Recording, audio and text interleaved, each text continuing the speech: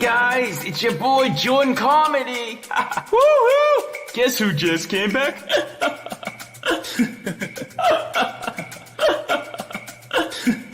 Ow! Yay!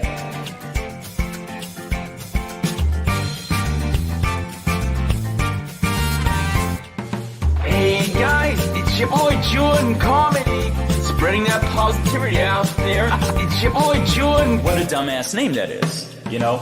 I do it all for you. All of this is for you. It's not about me.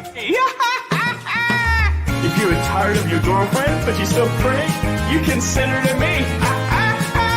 Ow! Yay! I'm so funny. Mwah!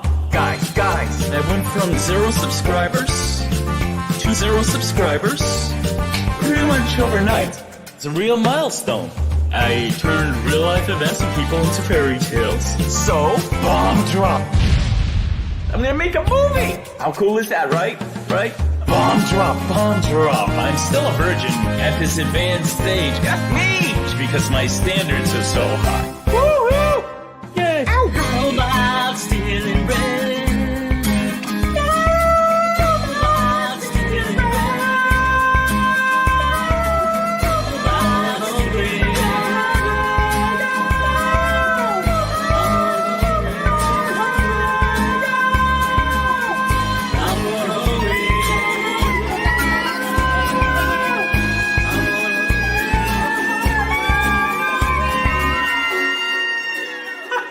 How cool is that? My precious princess is here. Mwah! Where is she gone? Hey guys, it's your boy Jorrun Comedy. Spreading that positivity out there. It's your boy Jorrun. What a dumbass name that is, you know? If you're tired of your girlfriend, but you still pray, you can send her to me. Ow! Yay! I'm so funny. Mwah! Guys. I went from 0 subscribers to 0 subscribers pretty much overnight. It's a real milestone. I do music, I do original sketches, I do a bunch of stuff, and I will do a bunch more. Ow! Okay, so that's the video. Yay! I look forward to all the support I will be getting from all you guys. Ow! I might need to get a lawyer. Like, comment, subscribe, share, ring the bell. Ting-a-ling-a-ling-a-ling-a-ling. I'm doing 100 subscriber special. Yeah!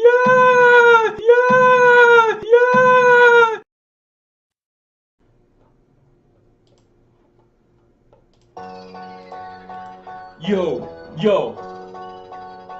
Jorrun Comedy. First name Jorrun, second name Comedy. No, not really. Here we go.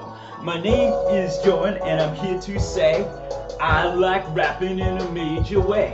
Now I'm a nice guy, and I'm not a rap bastard. This flow is too slow, so now I'll go faster. The last of me just spasm, falling a chasm. Women fake me every time they orgasm. I make funny songs, I make silly sketches. Hit the like button or you'll get stitches. I make fun of Lauren, I make fun of Lauren. My jokes get you off much better than porn. Like someone surviving, but like my vibe, hit that bell as well. Can no shit do so. Oh! That was too fast. Oh God.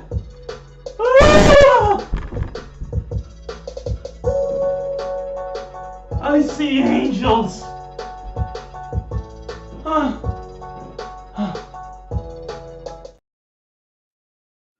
Yo, are you guys hyped for some Jorrun awfulness for the next few hours? Because I've got some horrible Jorrun content. We are going to listen to Jorrun, listen to his own content, and laugh like it's the funniest thing he's ever heard.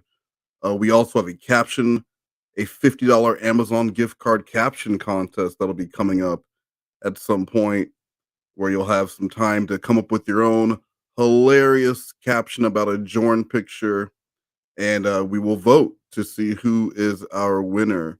So let's see who's in the chat before we get. I want to start with Perry Caravello reacting to the Lauren roast, the most arguably the most famous Jorrun content outside of him apologizing for being a predator.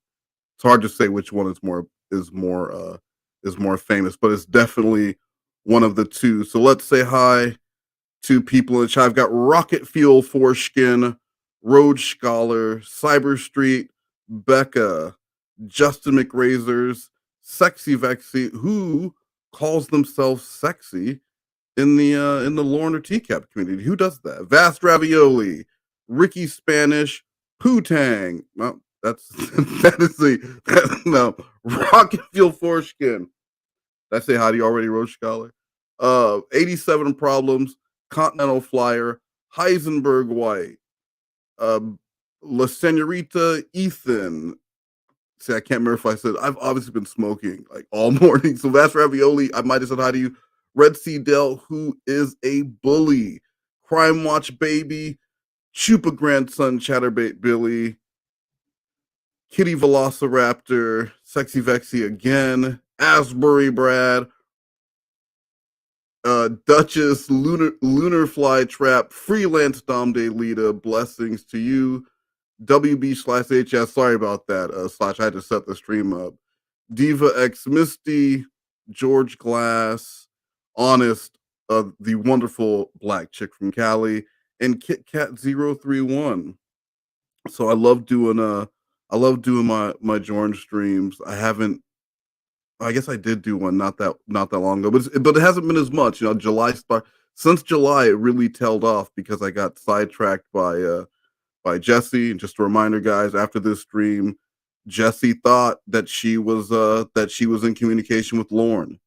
She thought she was in communication with Lorne, and rather than try and use this community, I mean, it was almost like she was trying to get into a relationship. She also wanted to make sure that Lorne didn't talk to Vex. Very, very, very concerned about Lorne talking to Sexy Vexy. So you'll see that she also talked a lot of shit about me to who she thought was Lorne. So it will be a lot of fun. And then another Amazon gift card giveaway during that block of streams. So without any further ado, let's get to it. You guys ready?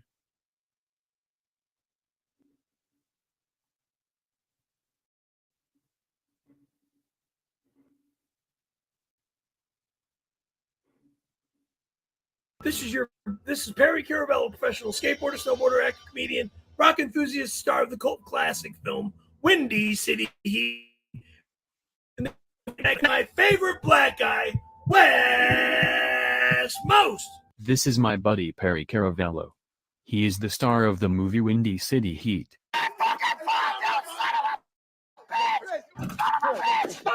One of my favorite movies. We do not always get along. How much money are you making? Hold on. First, I want you to say, I'm sorry for yelling at you. I'm not listening to your fucking cry. Look, smart ass. Listen, smart ass. I'm not saying a goddamn thing you want me to say. Oh, I'm sorry. Fuck you. You created something that should never happen. You son of a bitch! He is also the host of a popular Twitch stream. So the context for that is I told Perry that the pool party website that I made, there was also merch that I was pretending was for sale. And I did the same thing I did with the Clobber, with the Codstock website. I pretended like there were shirts for sale that were very expensive and they were completely sold out. And so I told him there was a lot of money made from the sales of merch, and I was talking to him about a split, but I wanted him to apologize for being so mean to me. And that's why he was blowing up at me.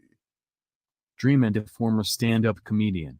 Perry, real quick, how do I spell? Yes, sir. Is it Francis, Francis, or Francis? Francis, again, is not my middle name. Jerk off.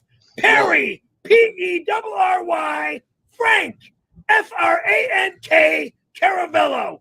The beach. Wait. End of story. And that's Karavel.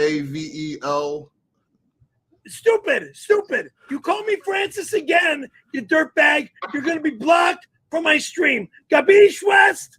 It's West, WES. He was a horrible stand-up comedian, but Jorrun is much worse. Clobbering time. Take that fucking paper bag off your head. I asked him to do me a favor and react to Jorrun comedy content. He was not a fan. Yeah, Chris knows that I do. Chris knew that's why I had Perry on. We're actually planning. They're planning to have RC confront Perry on stage at some point, and they would like Chris and I to act as moderators for that, which I think would be amazing. And Chris is down. Chris thinks it sounds like fun. I mean, he wouldn't have done the interview if he didn't know that I was like, that I troll. He knew about Jesse too. Hey, Jorrun Comedy, this is Perry. Yeah. I hear you're a fan of mine. I inspired you to want to become a comedian, a stand-up comedian. Well, congratulations and good luck. It's not an easy career, or is it an easy business? Because all comedians, and I admit, all comedians are and can be humongous assholes. Please, they can be big fucking assholes. All right? Again, and I'm honored that you want to become a comedian and be like me. But now you think you're funnier than me? And you started calling yourself the new king of Fright Night Comedy? Excuse me? Who the fuck do you think you are, cocksucker? Wes says I'm a great comedian and a great comedian. So before I had him review Jordan's content, I wanted him to know that Jordan had taken Perry's nickname, which was the king of Fright Night Comedy, and Jordan was calling himself the new king of Fright Night Comedy, and also as Perry had made him want to be a comedian, but now he's funnier than Perry. So before the review, I wanted him to already think that Jordan thinks he's better than Perry. And a great judge of what is and isn't funny. Well, thank you, Wes. You're welcome, Perry. I agree on that. Thank you, friends. Thank you so much. Thank you. I appreciate it. Oh, weren't all other comments great? Give it up. Give it up for all the presenters. Oh, love you all. Thank you. Let me begin by saying, friends, Romans, Lornographers, lend me your ears. I come here tonight not to praise Armstrong, but to roast him. Lauren, you're looking a little confused. That was a quote from William Shakespeare. I know for sure you've never heard of him before. It is my pleasure tonight to make fun of this man. And I use the word man as loosely as fucking possible. He looks like bald Don fucking Barris. Why am I wearing shades? And skinny Don fucking Barris. Superpower. With eyebrows like a fucking Iranian. Lauren, you are... Hum along if you can't sing along. Oh, I asked him about 92. I'll play the video after this one. When I asked him about 1992 for Jules' birthday. Legendary for getting people's names wrong. Absolutely legendary. Which is why we now have a member of the community known as Andy Burkett. Ridiculous. You're not funny. So I'm gonna help you out. My name is Jorrun. That's runs or in run, which is what you would do if any of us ever came down to bumfuck Maine to look for your ass. Not funny. Absolutely ridiculous. Not funny. Ugh. Lauren, let me tell you a little bit about me. I'm better than you in every conceivable way. Does that sound conceited? Does that sound like I'm full of myself? Set up. What's the punch? If I was talking about another man that way, but I'm not talking about a man. I'm talking about Lauren fucking Armstrong, which is why I'm trying to get all you guys to call him an ogre. Where's the punch? Let me run down the list real quickly. I'm smarter than you. I'm better looking than you. I have bluer eyes than you. I'm funnier than you. I'm a better writer, singer, songwriter, guitarist, human being. I speak better than you. Set up. I'm not a virgin. And there was one other thing. What is it? Oh, I'm not a fucking pedophile. That's a lousy punch. It gets better and better. Lousy punch, boy. Dude, you need to learn comedy. You need to go to comedy school. You do not know comedy at all. All right, my good buddy, Mr. Clobbering Time's here. Hey, buddy, how's it going? Don't know comedy at all. I understand that you want to keep your anonymity online. That's cool, man. That's cool. But you're here in person. Take that fucking paper bag off your head. TCAP Recipes, another good friend of mine. TCAP Recipes is here, along with this beautiful little girl. Chef Tango, so adorable. You're a good girl. Yeah, I see you let you off the treadmill. Very nice. No shedding on the floor, though. I'm not talking about the cute little doggy. I'm talking about your hairy arms. Who else is here? Baked Salmon, my buddy Baked Salmon. He's a man. He's a fish. And yet I understand the term mermaid is offensive. Shin Squall, bonjour. This guy sucks. Shin, you're so Italian. So Italian. You know, Shin, Italians are supposed to be confident and manly. So what I'm saying is Vince Nicotro must really be a disappointment to your entire race. Man, that Vince Nicotro, man, what a jerk. The stuff he said to poor West. So, the funny thing about this is Perry is also a horrible stand-up comedian, but even he can recognize just how this guy doesn't have it. One of Perry's characters was known as Baby Man, and he would stand on stage with like a big adult, it was a homemade like adult diaper thing, and do comic gag goo goo, and it was really, really bad. But I had him do a video for me for a Hanson video about the girl who accused me of human trafficking, and I had him do this because he's Italian, and he's like, and I wanted him to say this thing to Vince, this line to Vince, and he got confused when he did the video. He wore the diapers. It's like this serious video that I wanted to make. And I wanted him to say this line, and it was like, I wanted him to be deadpan to say this line to Vince, and then he fucking sent me the video, and he's dressed as Baby Man. Most. Damn. He said West most ancestors must know a thing or two about being lynched. I heard that. I'm like, oh, this guy's a jerk. This guy's a genuine asshole. He said that about West, and this was my response. But then he said Wes needed a haircut, and I'm like, you do not say that kind of things. That pissed me off. Why? It's because I'm bald. Still not funny. Oh. Still not funny. Ember tells me that you hate guys who shave their head, huh? I make this look good. 4 minutes and 40 seconds, and you're still not funny. You will ever look. I have a funky dent in my head. Yeah, right there. See? Right here, right here. This is the part that hit the ground when Mama dropped me as a baby. Yep. And now you know the rest of the story. Now we know why you want to be a comedian. Ember Infierno is here. Muy caliente. Your mother dropped you on your head. That's why you want to be a fucking comic. Mexican woman, though. Seriously. Fucking retard. The Mexican woman I dated had a real Spanish name, Kathleen. Ember. Oh, Ember has it. Oh, man. She's beautiful. She's intelligent. She's talented. Got a sexy voice. Got a good heart. It's helped Betty's so many ways. What I'm saying basically is that she's perfect for me. Racist? I think that was racist. I think that sounded kind of racist, which means Lauren approves. Lauren, I'm not saying for certain that you're a racist, but the way you grabbed your wallet when Mr. Gigi walked by does make you an asshole. It really does. You got to go back to comedy school because you suck. You know, Lauren, one thing that is so amazing about you is you said Emma was your best friend, but whenever your soulmate Winnie would say the most racist things against her because she's Mexican, you'd be like, oh, you shouldn't say such things. Yeah. A woman says racist shit about your best friend and you laugh it off, but somebody calls you fat and you lose your fucking shit. You know, Lauren, what's so interesting about the Church of God is it's full of beautiful women. I mean that. The church has so many lovely ladies.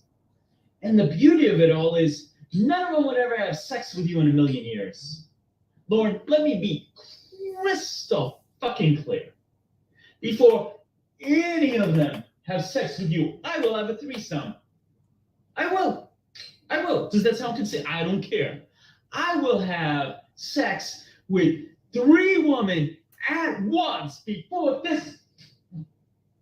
Wait, did I just say that the definition of a threesome is me having sex with 3 women? That's 4 people. Good job. Today, boys and girls, we find out that Jorrun comedy can't count. Oh no! Thank you. That's my time. Good night. Good night. God bless you all. Bye. Next. Tell Jorrun comedy what you think of his comedy style. Don't hold back, because he doesn't hold back about you. He jokes about your fake disability. I'll go get you one fucking picture of the car that almost took my fucking life, and I'll show it to you, fuckface. Take a look at this car, and I'm still alive. Yeah, 1970 Cutlass that almost killed, that I almost got killed in. You piece of fucking shit. And thank God I'm still alive. Okay? So you want to talk shit, motherfucker? Go fuck yourself. You have... He has a signed Mike Lindell cardboard cutout behind him, the My Pillow guy, and he threw it away because he had ordered some new My Pillows and they hadn't showed up yet. And so I sent him a tip comment as Mike Lindell, telling him that he wouldn't get his fucking pillows until I was damn good and ready to send them. He thought it was really him, so he threw it in the trash. He had it for a year. I also got him to go to his friend in Carlsbad was having an anniversary party. It's like their 20-year anniversary party. And he was talking about going the next day, so I donated as his friend and asked him if he would wear his Skittle Man costume. So he actually, we was like, of course. So he actually drove down to San Diego dressed as Skittle Man and went to his friend's 20-year anniversary party. Oh. No fucking comedy quality at all. Get an acting class. Get an acting coach. Learn how to do stand-up comedy. Or get the fuck out of this business because you're not a comedian. Now, how could Jorrun comedy improve his comedy to become the true king of Fright Night comedy? You're not going to be the true king of Fright Night comedy. I'm the only true king of Fright Night comedy. Jorrun comedy often tells stories about the beautiful women he has slept with. So you want me to tell a story about one of the beautiful ladies that I slept with? I've been with that with Jorrun comedy to shame. Victoria Givens. Okay, yeah, the porn star Victoria Givens. There's nothing more to be said. All right. It could have been paid for sexual experience or not. Yeah, like I said, Victoria Givens. Okay, nothing more said. If you know porn stars, you know who Givens is. All right. Yeah, that's true. She had the world's largest anal gangbang, 101 men in 7 hours with no artificial lube. That's what Victoria Givens is most well known for. But Perry talks a lot. He actually had a show for a while, like on his own stream, a little segment called this man hotel. He claims that he was a male prostitute at one point, and he would also tell stories about when he would hire sex workers. And one time he cried because it was too much money, and he said that the woman's like pimp showed up and they felt so bad for him because he kept crying that they like just told him, okay, well, but don't ever call us again. Right. Now, let's return to video number 2. Okay. Video number 2. Hi there. This is As the World Falls Down by the David Bowie. May he rest in peace. This song is originally from the Labyrinth soundtrack, another favorite of mine from the 80s. Enjoy.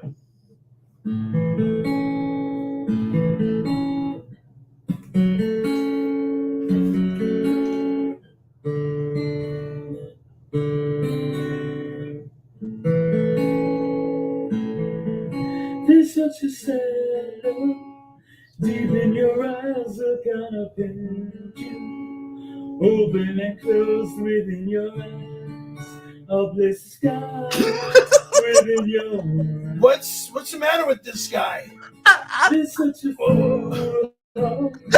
Beating so fast in such a new dreams. A love that will last within your heart. A place to move within your heart. As the pace retreat makes no sense. Everything these calls wasn't too much. Oh man. He's no David Cross, okay?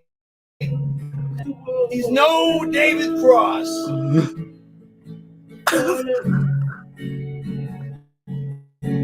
Nor is he a David Bowie, okay?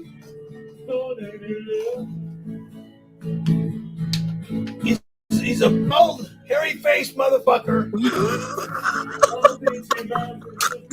I'll spin you round and tell me though we're strangers tonight. We're choosing the path between the souls. I'll leave alone between us. It sounds like a first-year student on the acoustic guitar. Everything of these calls wasn't too much fun. But I'll be there for you. He's a first-year student on the acoustic guitar. Listen to him. You also need to learn how to sing, too, buddy.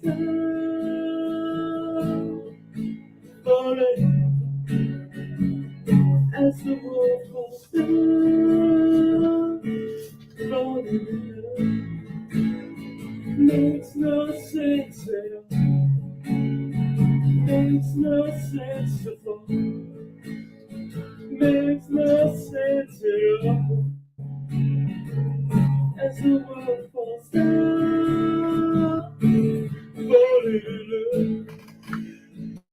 Here's your fucking problem. You need to take vocal lessons to sing, comedy lessons to learn stand-up comedy, set up and punch, and lessons on how to play a fucking guitar.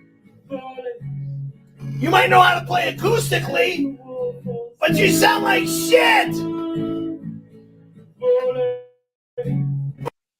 Does Perry think he can hear him through the video? He is so mad. He has only been watching for like 11 minutes. This is a man having a mental breakdown at watching Jorrun content for 11 minutes. Oh my god! As the world falls down, you sound like shit. Bye-bye. Next. You need to like the video. If you like the video. If I like the video, I can't stand the video because it fucking sucks. The video fucking sucks.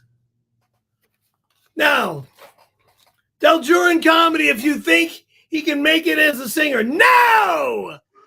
Take fucking vocal lessons as a singer. As the world goes by. As the world goes by. Please take vocal lessons and learn how to sing. Any tips on how he can improve? So I think personally, you suck. You suck because you're trying to do things without taking instruction from an acting coach or a comedy coach. You need them both. You need an acting coach and you need a comedy coach. Other than that, you know, you're trying. So good luck. I got nothing more to say. Good luck. Thank you. Just so I want to make sure I have. F-R-A-N-K for rank. Oh, okay, I didn't know that, Perry. F-R-A-N-K. I was for rank. All right, you never told me that before, Perry, so I'm sorry about that. I don't need to tell you. Yeah, no, you're right. Everybody's trying to screw you over by saying that my middle name is Francis, which is a crock of shit. Well, Perry, if they're screwing you over, they're screwing me over by telling me a lie.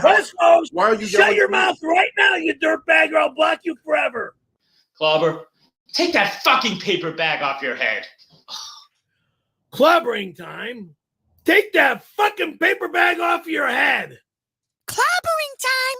Take that fucking paper bag off your head. All right. I hope you guys enjoyed that opener. Seeing Perry Caravello lose his shit watching Jorrun content. I do have a couple of side Perry content that I would like to share with you guys. Well, the first one is the very angry message that he sent, the very angry birthday greeting to Jules last year. Yeah, so this was to Julia.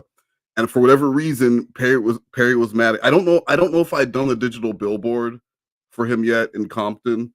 I don't remember when that was in the timeline, but he was already very, very upset with me. So when he got this message from me, he was not happy. Hey, Julia. Yeah, this is Perry. Yeah, I hear it's your birthday now. Well, happy birthday. Now, I don't know how old you are or where you live or any of that stuff, but, happy birthday. Good for you, and I hope you have a nice birthday, a good birthday party. Whatever happens. Now, the guy who told me this is Westmost? Westmost? The motherfucker that likes to fuck with me all the time? Okay. So, let's see. I don't know what that means. So is he your boyfriend or something? Or your, I don't know. All right. Now, I've had a problem with Westmost for quite some time now. But, I'm just going to leave it at that. I've had some problems with Westmost. Now, I see you do laser hair removal as a hobby. Well, that's cool.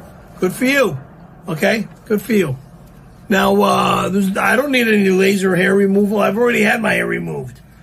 Okay, I've already done the hair removal on my body. There's no need for me to have any more hair removed, so don't worry about my hair.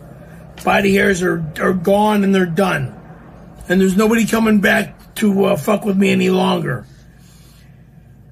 It says here you're both coming by to give me a free session. No. Fuck you! You're not coming over to do a fucking free session. I don't have any hair on my body anymore. I got scars on my stomach from the last time that I had fucking hair removal. You fucking assholes.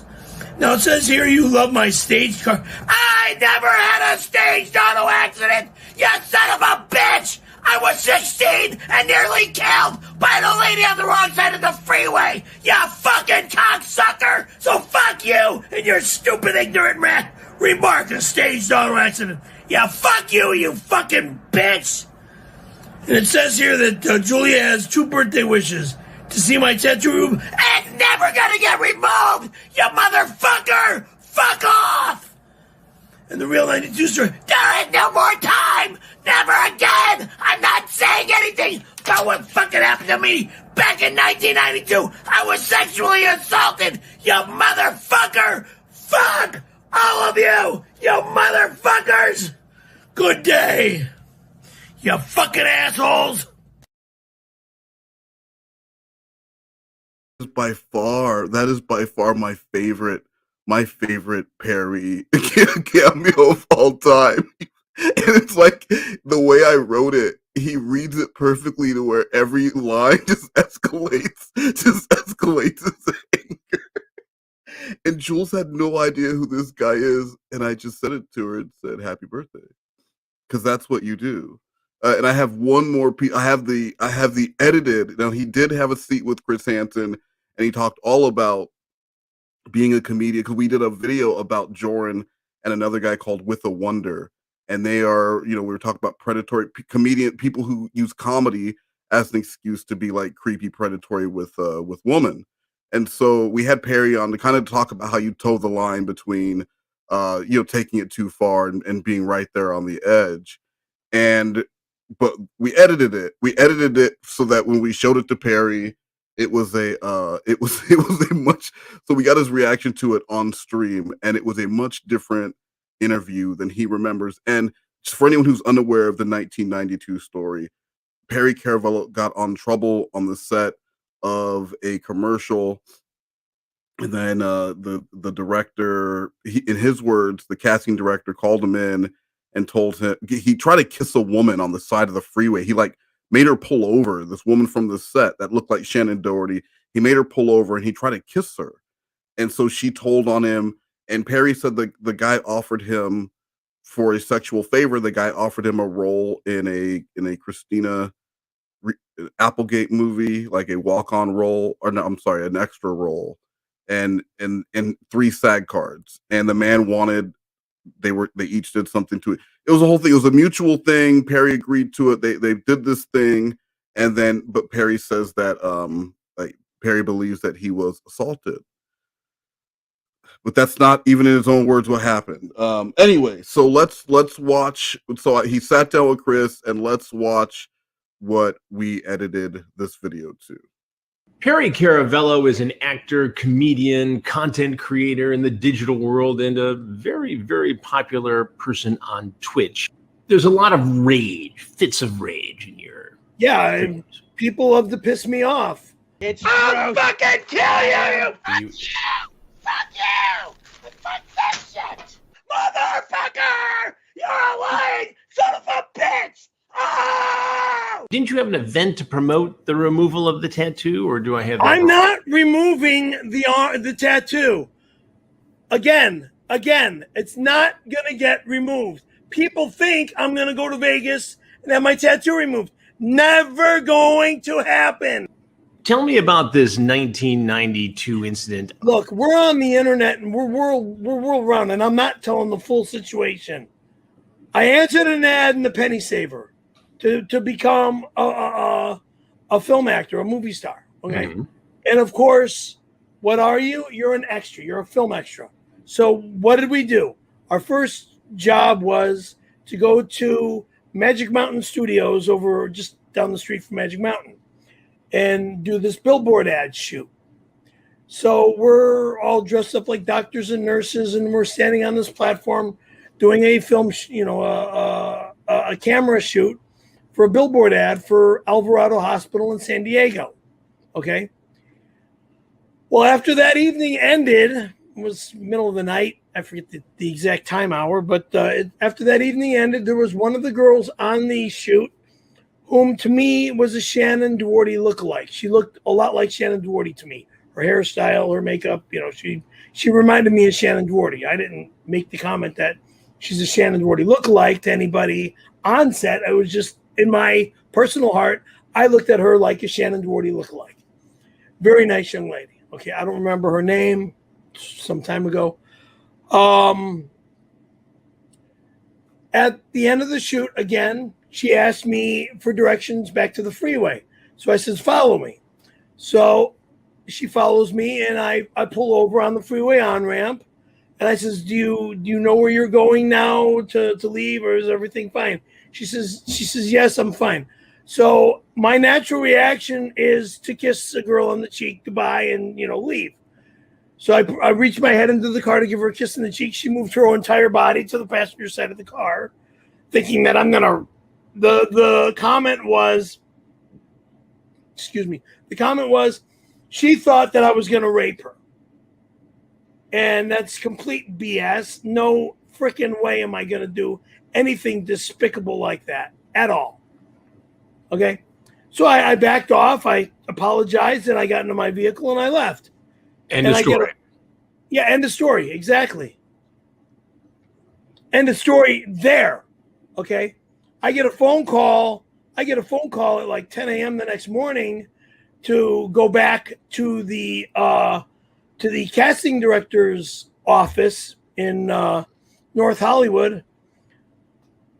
So I did, and he stares me down. He stares at my crotch, and the wheeling and dealing turned into he did what I told him to do, and that was that. I sucked his dick. I swallowed his dick. Just another cock. I like swallowing, and I'm gay. So how did you put this in your past? I mean, it sounds like to say the least, an unpleasant. Put it in my past. I'm gay, so I like sucking dick. So Perry Caravello, thanks for taking a seat with me. for sir. this show. I appreciate Sure. the insight. Thank Good you. luck to you with all your new Thank you, projects, and we'll stay in touch. Come on my stream anytime. All before right, you I go. might just do that. Yeah, so Perry was so mad. I don't remember saying that. I didn't fucking. Where is Westmost? Yeah. So anyway, now let's get to Jorrun. Let's get to Jorrun now that we watched that. We're gonna start with the storytime sketch, and then we're gonna get to Jorrun reviewing his own content. But I need to start with the storytime sketch.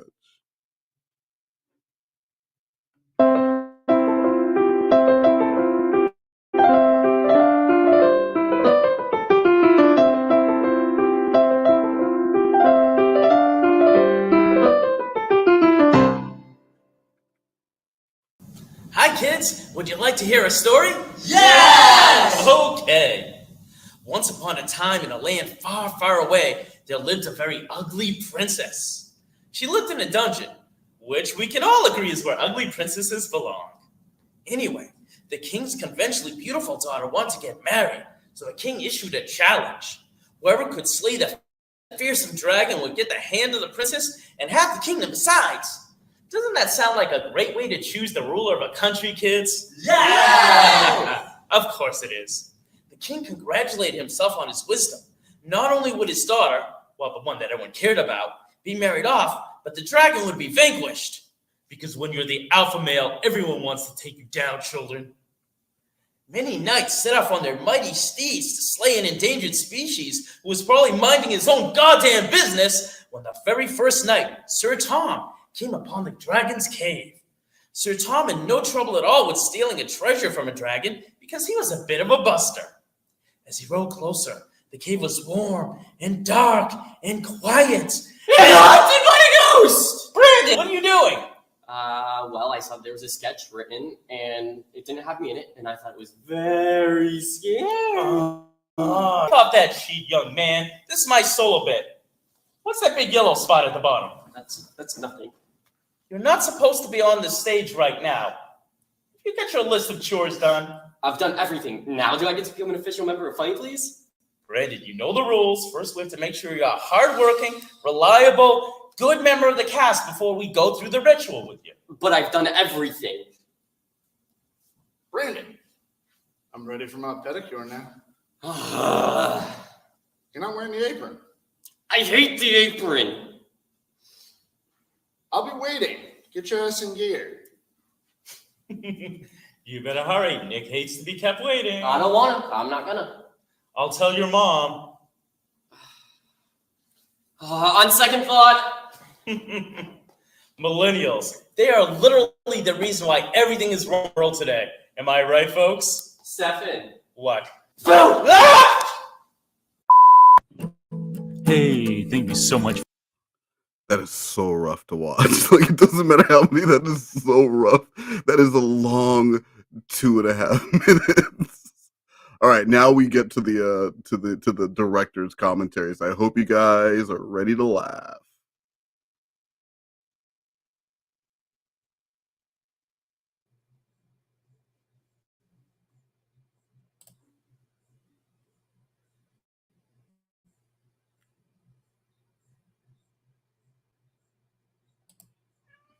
Oh, you know what, Shin, you are absolutely.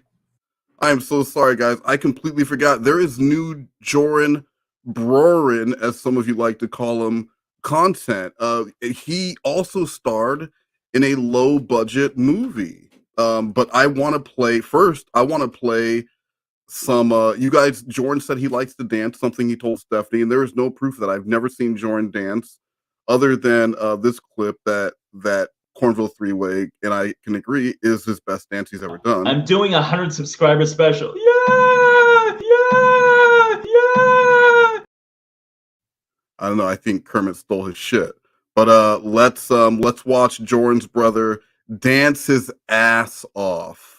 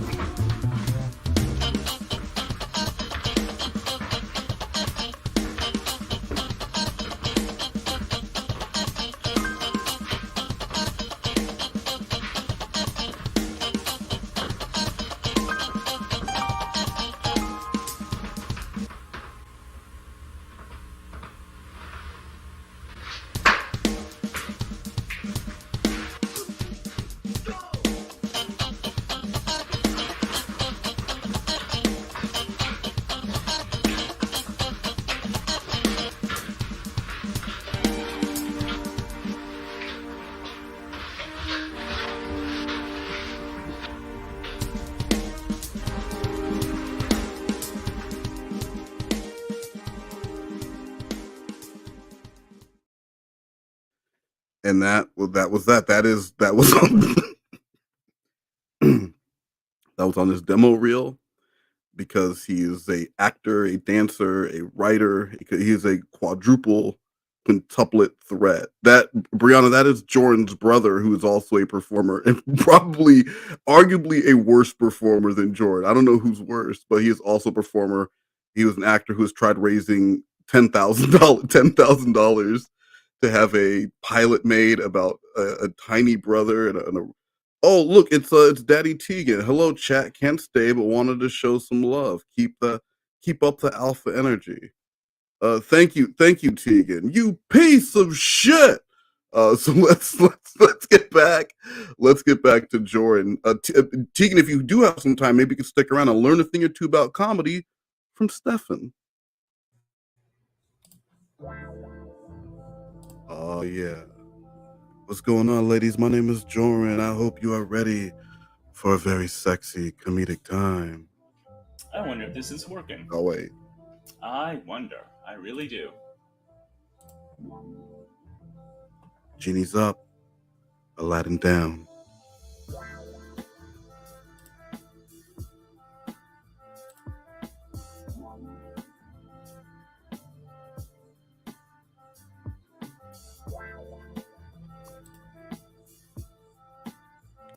Timothy, Jordan was outed from the community for a number of reasons. Sort of Kind of Bored just did a video that documents it really well. But in short, yeah, he was creepy with women, and he was also talking to high school girls while pleasuring himself at almost 50 years of age and liking the pictures of children on Instagram while he was pleasuring himself. If they were, as long as they were dressed as genies, is the fetish that runs his life.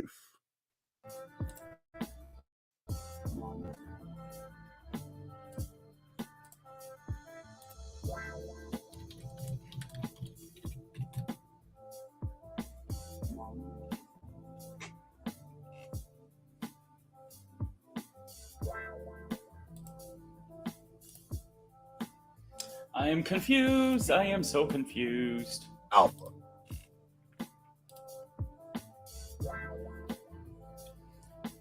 Is this working? Is this working?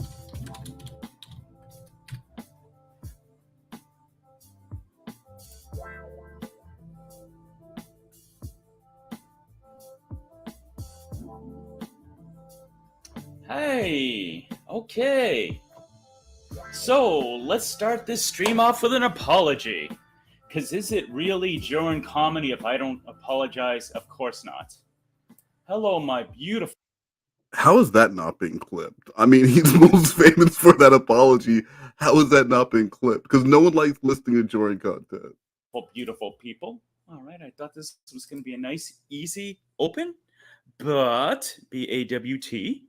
I hit Streamlabs and it says not connected. Then I went into YouTube and it said old stream. I'm like, fuck, I have people waiting for me. Am I going to lose them? I don't want to lose you. Anyways, here I am. Let me say hello to my friends. Spencer Severa, Roy, Euro. You guys are awesome. Off the Verge, Danny, my precious Midwestern princess. Mwah. Scarlett, my number one. Ow! Ow! Okay, things are looking good. TCAP, my best friend. Yay! Dilali, if I mispronounce it, I'm sorry. Hello, friends. Hello so much for coming. Hello really so much. Here is my situation. Hello so much for coming. I decided, so you guys may or may not know, but I spent the past week doing some professional training in my super secret job that I tell no one about. And it was a full-time thing. I was doing it Monday through Friday, 8:30 to 5 Pacific Standard Time, which for me, of course, is 3 hours earlier. And I'm exhausted. So I only put out one video this week. By the way, I hope you all enjoyed it. I hope you all got into it. Sex Armstrong style, starring the lovely Cal Pill, was phenomenal. Please watch that after this if you get a chance.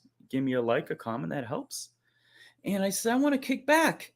And I've always loved directors' commentaries, the DVD features. I'm like, screw it. I'm going to play my earliest series, teaching your children about the Church of God. I'm going to do it with some friends in the audience, and we're going to. Yeah, I know Jesse's live, but she's doing that thing where she's like not reading chat, and she's just sitting there because she just wants people to pay attention to her. It's not worth my time. So chill out. We're going to have a good time, you know? We'll see what happens, as Anthony Palumbo would say. And, yes, this is and was always just audio. Jorrun was just listening to his content, and this was what he did for an hour and 40 minutes. It was like his 100 subscriber, or maybe it was like his 150 subscribers, but I don't even remember what it was. But he'd only been doing YouTube TCAP stuff for about 4 months when he did a director's commentary of his own content. For anyone who's curious about the creative process, I'm here for you. Euro, yes, thumbs up. Thank you, Euro. You're the best. Scarlett, Jorrun got all kind of girls, all kinds, as the Hodge twins would say, all kinds. Okay, let me see. 9 p.m. for me. Euro, thank you for staying up. TCAP says I can only do one video now in the back. Oh, TCAP, guess what, bro? I didn't get to tell you. I officially go back to work on the 17th. 9 more days of freedom, man. So I'm going to try to go ham, as the kids say, put out a lot of content next couple of weeks for this AMI Singing channel. So we're going to see what happens. But yeah, playtime is over. The real world beckons. So, Jace. Hello, Jace. Are you new to my channel?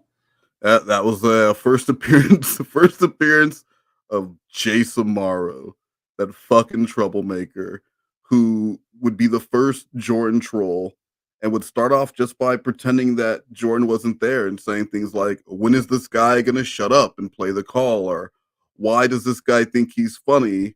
Or, hey, when is this guy going to shut the fuck up? And similar. And Jorrun would get upset. And sometimes Danny G, who was a good friend of Jorrun, would tell me to stop being an asshole. And then would tell Jace to stop being an asshole. And then Jace would leave.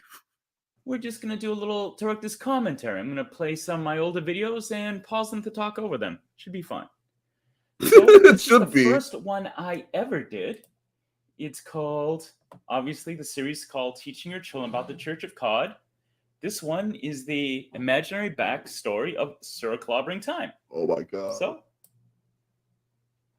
I regret this Jorrun stream already. Background here. I was in the Church of God about 4 months, and I decided I wanted to do content. And I got this crazy idea for me explaining real-life events as if I'm telling them to a child. That's not a crazy idea. It's a bad idea.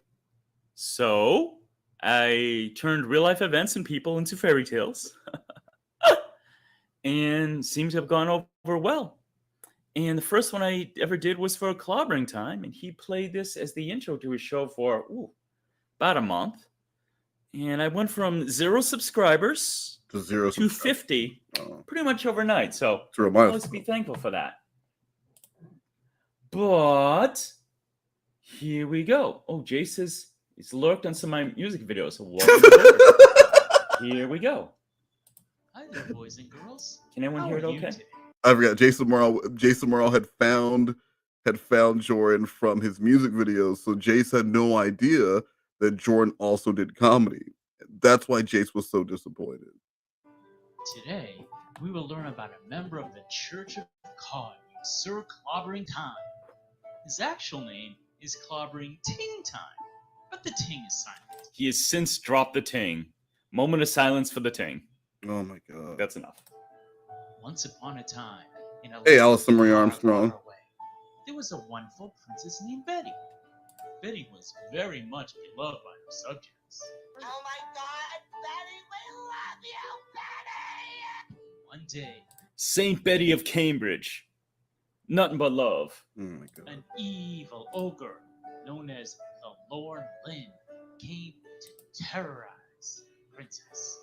He scared the princess into giving him all the riches of the kingdom.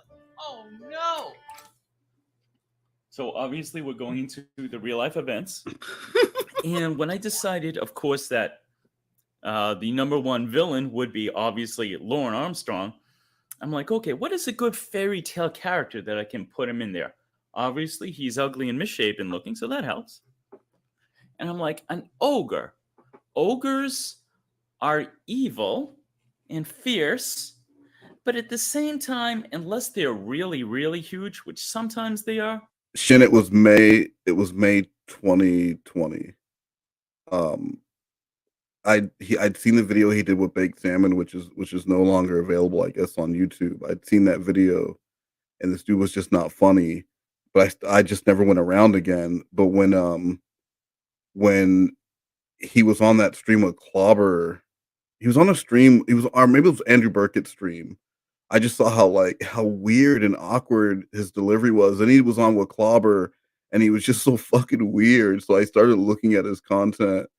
But when Tiffany Lockhart, long story short, Tiffany Lockhart told me I would not be able to get him and Kennedy to stream. And that night, I reached out to him for the very first time because he had added me on Skype after the Burkett stream. So like 2 or 3 weeks earlier. And then I messaged him that night, like, hey, buddy, I think you and Kennedy should stream together, and made that happen. And so, yeah, it was like late May. And then July 5th, of course, was so we had about 6 weeks as my best fucking friend until it all fell apart for him. And Jesse's been months, since April 1st when she first slid into my inbox with some breets. So 8 months we've been together. That's longer than some Lauren relationships. They can be pretty cowardly. Yeah. And I'm like, okay, how do I change his name to sound more fairy tale-ish? I'm like, well, Armstrong doesn't help, right? Armstrong is a cool last name. But I'm like, Lorne, his middle name is Lynn. I have to do something with that. And I'm like, the Lorne Lynn. So he became the evil ogre, Lorne Lynn. And here we go. He did this by showing her his big, ugly, stupid, misshapen face. What could the princess do? She knew she needed a brave hero to protect the kingdom. Let's not pretend any of us would not be scared if we saw that hideous face. So part of the fun of this series is when I get angry, because I enjoy getting angry, as does my lovely Scarlet Ebony. And so that's pretty cool. What does that mean? Ape says, seriously, nothing about the Church of Cod is appropriate for children. To me, that's part of its appeal. But mostly watching Lauren get his. Exactly. Ape, if you are actually sharing these videos with your children, I would consider you an unfit parent. But I love the idea that these are fake. I mean, knowing what we know about Jorrun, yeah, that probably would make you an unfit parent. But no one was sharing these videos with anyone. I liked when Jorrun would go into the Facebook TCAP and Lauren related groups, and he would promote these videos. It's so funny. Why? Stop. Like public service videos that I do. Spencer says, poor Shrek. Yeah, Shrek deserves none of this. If Lauren were an ogre, living in a swamp would be a step up for him. You know what? A swamp Scarlet, realistically, would probably be a lot more hygienic. It's natural, that's for sure. Probably has less mold. And yeah, I agree. Let's continue. And yeah. So she found one and made him a knight. I love thee, Sir Clobber. She knew he was very brave. Sir Clobber the Bull. Sir Clobber was very loyal to his princess. You're our precious little princess. We loved you first. He was very loyal to another princess. Hey, Frigid, precious little frozen princess. And to yet another princess. Princess Peach, hey, princess. So, oh, that was fun. That was fun. So obviously, Club is my friend. I make him sound good here, but it's always fun to make fun of your friends, isn't it? And of course, that's what I did. By the way, I miss Princess Peaches so much. Oh, I miss her and that cute little sexy giggle. Where is she gone? If anyone knows Princess Peaches, please tell her I miss her. I really do. She is awesome. Just to let you guys know, it was a beautiful summer day here, but now it's overcast. If you hear the sound of me running, I'm running to close the windows because they've been threatening us with thunderstorms. They even said hail. It's fucking September here in New England. How are we going to have hail? I digress. Here we go. Back to the story and clobbering time and how we just can't commit to one princess. So, the kingdom would be protected from the fearsome ogre. Say, did this kingdom have a king? The base shaman is the king, Are you sure about that, Clobber? the undisputed king. Okay, base shaman is the king. I have no problem with base shaman being the king. So what's cool about that line is, so I've been putting off getting this done because for me as a creative person, when I have a good idea, it gets a little too big in my mind sometimes, and I'm like, oh, this is going to be the best idea ever, blah, blah, blah, blah. And then I get overwhelmed because I go into perfectionism and I tend to withdraw.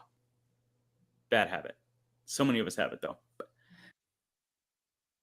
I think in his case, the withdrawing would have been the right thing to do. This, like, when you hear him say that he's a perfectionist, and then you look at what this was the thumbnail that he used for this video. Can you read that? If you didn't know what this if this was called, can you read that?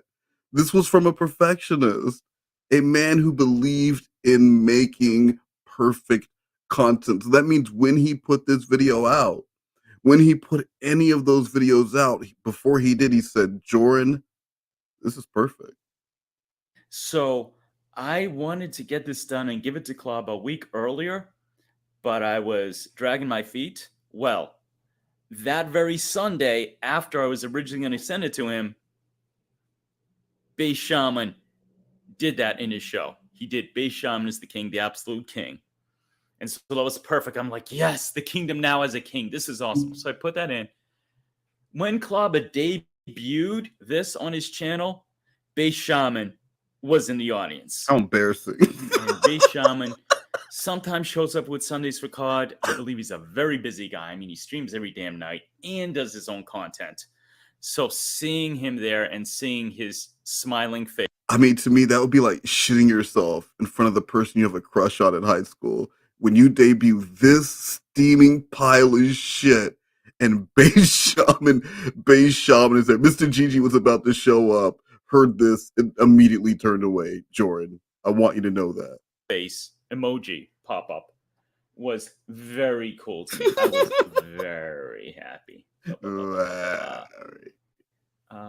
Scarlett, when did Betty? I'm happy to answer that.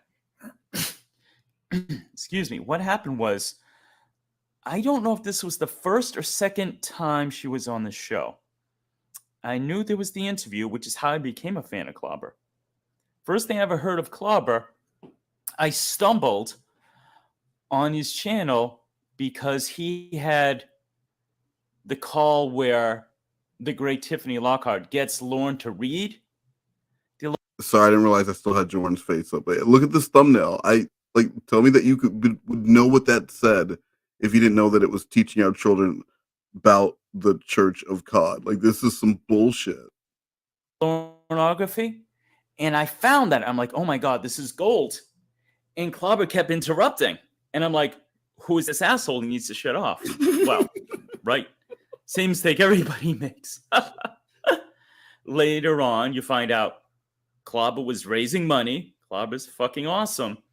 And he would do that. So I had found out about Betty, I believe, through Sam Pendleton's channel. Fell in love with her. Heard his interview. I'm like, okay, this is a really solid dude. And it was either the first or second time. I think Betty was saying how different people had like there was a pope and stuff, and Clobber had no title. And Clobber, Mr. Modesty, he's like, yeah, I don't have one. So she knighted him. She goes, do I have the right to do this? He goes, you have more right than anyone in the church, which is so true. So she knighted him. And I think that was the same time where Betty did mini syllables. And it was out of nowhere because she loves when Clobber does, as we all do. And she did mini syllables. And I swear to God, I literally fell out of my chair. Why? I fell out of my chair. I may have been drinking. Probably. But yeah, that's what happened. He was definitely during a Sunday with COD stream, Scar. Chef says, you'll get the thunderstorms. I got a couple hours back. I'm staying in. Oh, no. Euro says it's not summer till the 20th. We've had sleet in English weather. Yuck. Off the verge. It's not Clobber's fault that all the princesses want him. You know what, Verge? You're absolutely right. He deserves them, but still, he could give me a few, couldn't he? Does he have to have them all? I'm just saying. Was it the cleanest, best pleasure having? How far has he gotten into this commentary? I don't even know what he's talking about. That and the whole thing with Perry watching his content is that because Jorrun lacks any and all stage presence, from the very minute Jorrun starts talking, Perry starts yawning. He doesn't know anything about Jorrun. Perry knows nothing about him, but he starts yawning. He's looking around, and it's like as maddening as Jorrun gets, he's very forgettable because he just drones on. I'm already not listening. Base Shaman. Yes, Euro. Yes, it was. Definitely. All right, let's continue. Sir Clobber was strong, brave, and ready to fight. Children, he is what we call an alpha male. Ooh, Absolutely. No woman can control him, no matter how beautiful she is. I don't know who you think you're talking to. You're not talking to Warren right now. Now that does not mean he wasn't aware of his own shortcomings. I'm just some idiot in Chicago. So look at how great that was. Clobber and I, before I started doing content, we had a joke going back and forth. So Clobber plays this character sometimes where he is the brother of Winnie and Debbie, known as Derek James. And so when that happened, I've been studying the whole thing about alpha males and beta males just in the past year. Sorry, guys. I gotta do something real quick.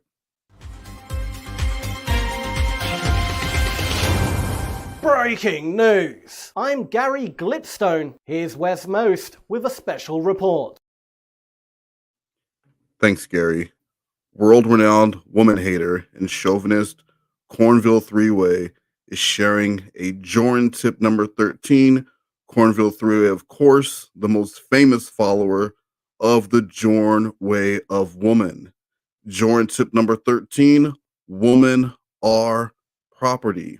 Thank you, Cornville, for sharing this disgusting way of mine. Please explain yourself in the chat. Here. And the joke I would do when I'd be on Clobber's thing is I would call him like Alpha Male Derek or something. And I would just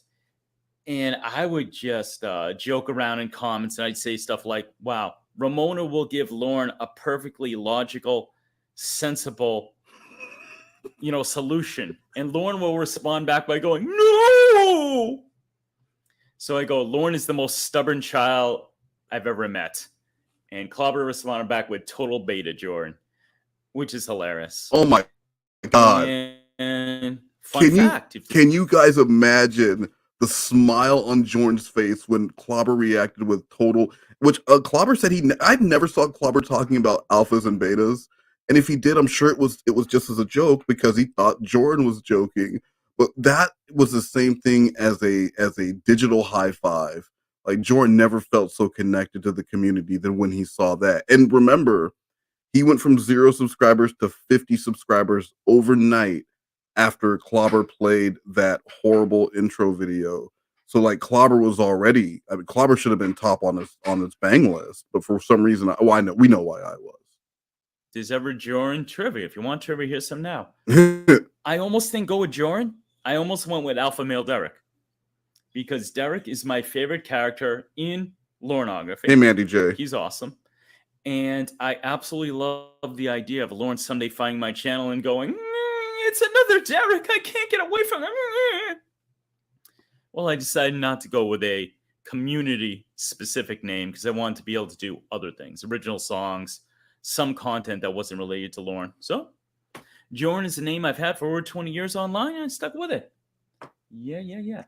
Scarlett, Betty's Lauren impression. Oh, it makes me laugh so hard. It is so good, so good. Euro, don't tell anyone, but I'm a bit drunk. What are you drinking, Euro? You told me in the past. I know you guys like gin, and that. I know you're kind of fancy. I'm a little bougie myself. Afterwards, Derek King James. That's awesome. Jace, I do TCAP music. I do original sketches, which what I'm doing right now, my first ever sketch. I do a bunch of stuff, and I will do a bunch more. So that quote that's used in that Amazing Weird Version song was actually said to Jason Morrow, because Jason Morrow kept saying, "What is this guy doing? What is he doing?" And it was always directed at the chat and never at Jorrun, and it made him so mad. And then once Jason Morrow got old, that's when the influx of various Jorrun related troll names like "For Sex Jorrun is Not Coming" started showing up in the chat. Or Euro is funny, Jorrun is not, Jorrun Snot Rockets, Jorrun's dumb Patreon. There were lots of them. TCAP recipes. Yeah, I know, Chef, you want to go into that. You got the ability, man, and I'm going to support you. There's no fucking doubt. Euro, I had a ginger flavored scotch yesterday. I thought it was delicious, but unfortunately it was not. I thought it was delicious, but it was not. But, yeah. So, Chef, this is for I thought it was delicious, but then Wes told me it wasn't. So yeah, I don't like it. you. I'm going to take a sip. Hold on.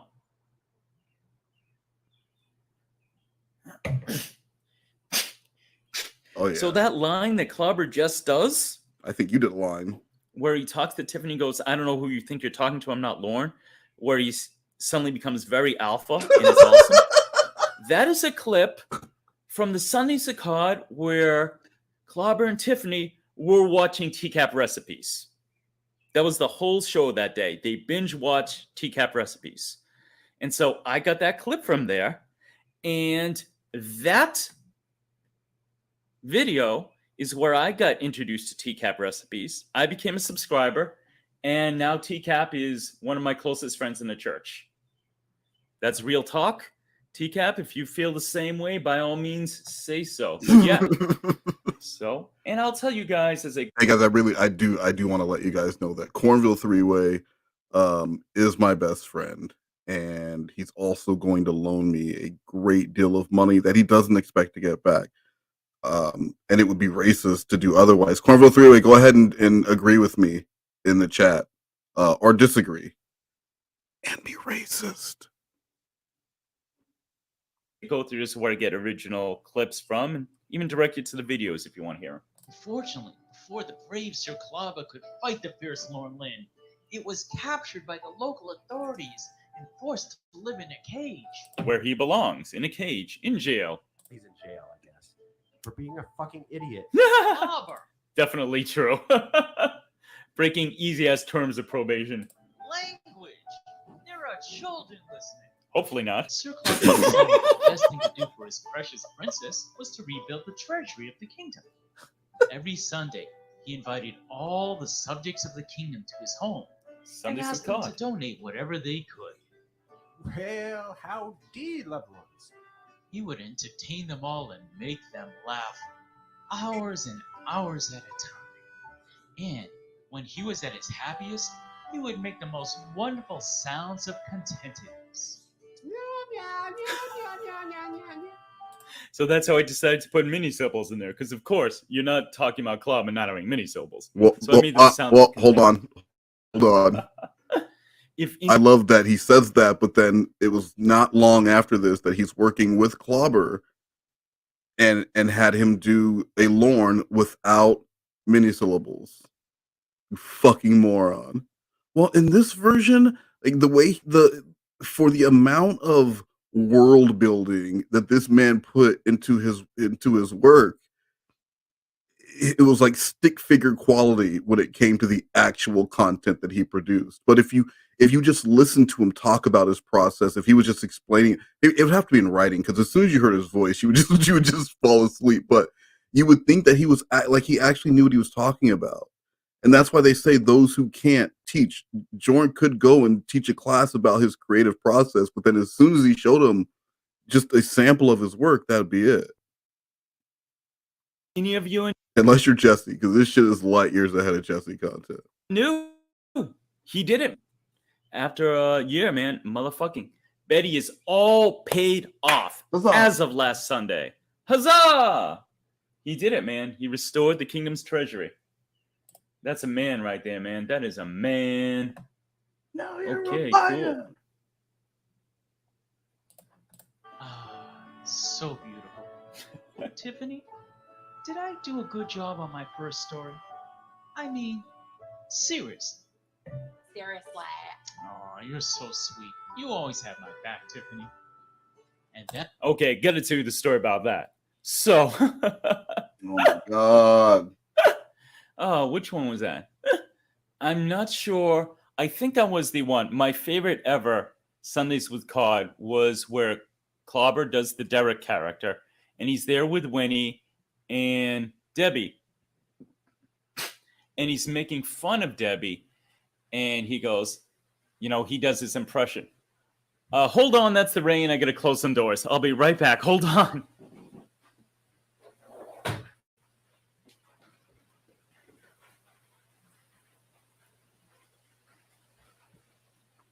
I mean, I know I've said it before, but just Jorrun spent an hour and 40 minutes talking about the creative process behind shit that, like, when you listen to, you're never thinking, now what went into that or what went beyond that. But he never once brought up that he was in a smut movie made by the Church of Satan. Never once. He talked on and on about an $80 tip and a brown house, but he didn't think that maybe the 9 people in his audience, instead of singing their fucking names, which, oh my god, I should have played that. So I should have played the stream where you sang the names of people in the chat. But instead of doing that shit, instead of talking about the time he played a serial killer in a movie and blows his brains out in the bathtub with a yin yang bandana on, this is what he decided to go with. I'm going to tell you about when I first started sexualizing Tiffany Lockhart, who I will later say was like a sister to me.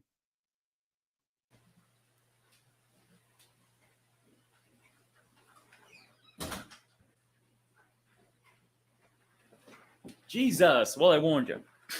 So, yeah. Clobber, of course, always makes fun of how Tiffany talks. Seriously.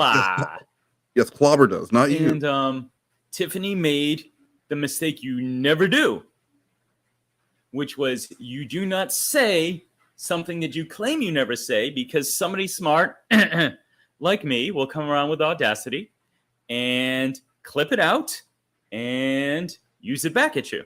Kind of like when I recorded George with Audacity when we did the apology calls. Nice one, Lauren. That's called a callback. Shin, speaking of Peeping Tom Adventures, what a great way to show our caption contest for this stream. It's a $50 Amazon gift card that you will receive if you are the winner. And here's our picture. It is here. It's a very handsome. It's a very.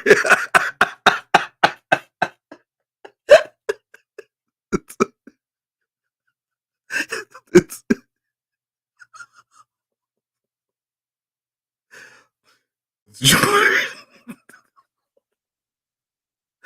and it says, "No, I weren't peeping in your window. I were blank. No, I weren't peeping in your window." Because doesn't he kind of look like he just got caught doing things like, what, me? No, I weren't peeping in your window. I were blank. So I will give you guys 7 minutes. 7 minutes. So when I did that, I was nervous because, mind you, I didn't know Tiffany at all, right? I just saw her on the screen. I would observe how good she was in streams. And I was nervous to put that in. I'm like, what if she takes herself real seriously? No pun intended. Takes herself real seriously. What if she gets mad? But I'm like, nope, it's common. I'm going to put there in. Tiffany could not have been cooler about it. Tiffany is the fucking tits. She's awesome. And she loved it. And so I kept that in. And I did some other stuff teasing her about how she talks. On one Sundays with COD, I did a donation. And my donation message was, I want Tiffany to star in a show about attorneys and call it Serious Law. She was there, pretended to be angry in a very funny way. And she's just like, that killed me. That was so funny. So Tiffany is awesome, as I've said so many times in the past. Okay, where we got here, what we get here. Let's see. Aaron. Hello, Aaron. Just imagine when she gets to 20K from Lauren. Ha ha ha. Yeah, that'll happen any day now. Ha ha ha. What else?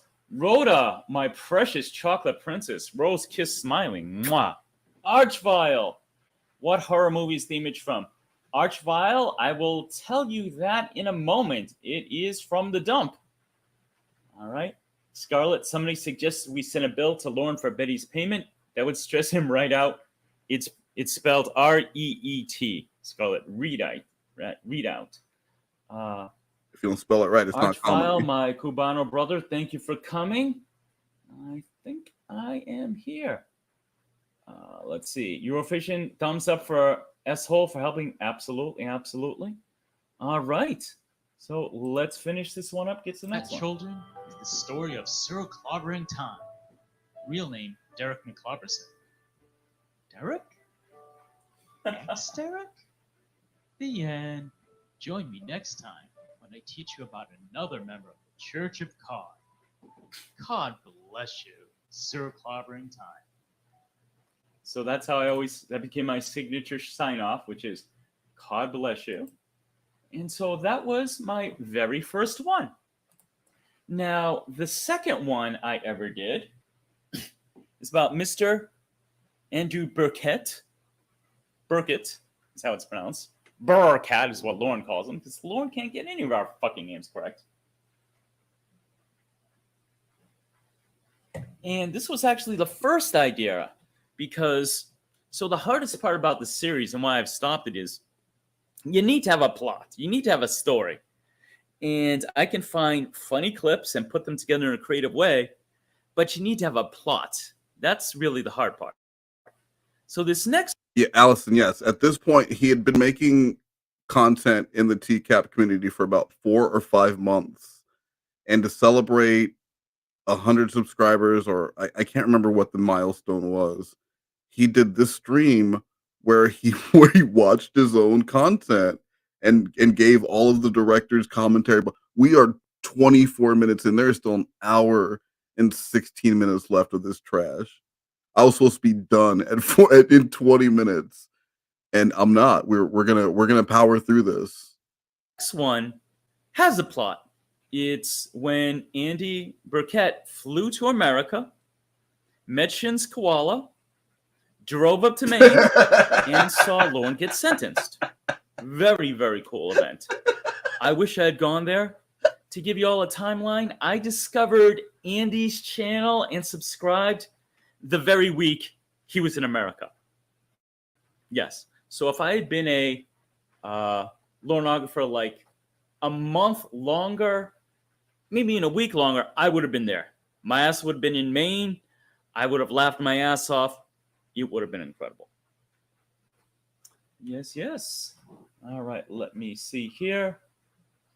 How long do you think until Burkett would have told him with his dry English humor, like, you really think you're funny, don't you? Or like you really crack yourself up or something along those lines, and Jorrun would have like slowly Charlie Brown walked his way back to his car. And it would have been sad, and Shin would have followed after him and been like, buddy, it's okay, like, it's all right, he didn't mean it, like, come on back and have another Zima or whatever it was that you were drinking. Okay, everybody's just talking amongst themselves. That's cool, that's cool. All right, so here we go. This is the second one in my series. It's called... right here.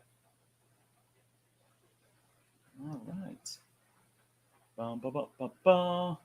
Oh, wait. This is actually the third one. Ha ha. Well, I've talked it up, so I'm going into it anyway. Yeah, you did. So Andrew, Burkett, and Shin's koala go on an adventure. There we go.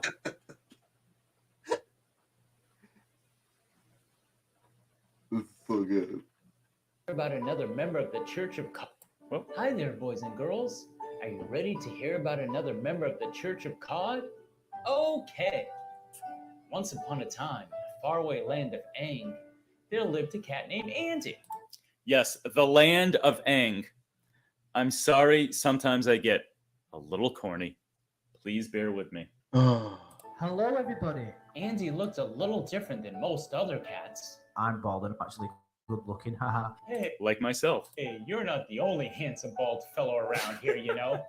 Andy, full name Andrew. Oh, sorry. I just got to go back. I know, like, we're already crunched on time and be late to my other stream, but the fact that he compliments himself in the video itself and then also compliments himself while doing director's commentary about his looks is beautiful. And then I'm gonna put a picture up of him on the screen to remind you of what Jordan looks like.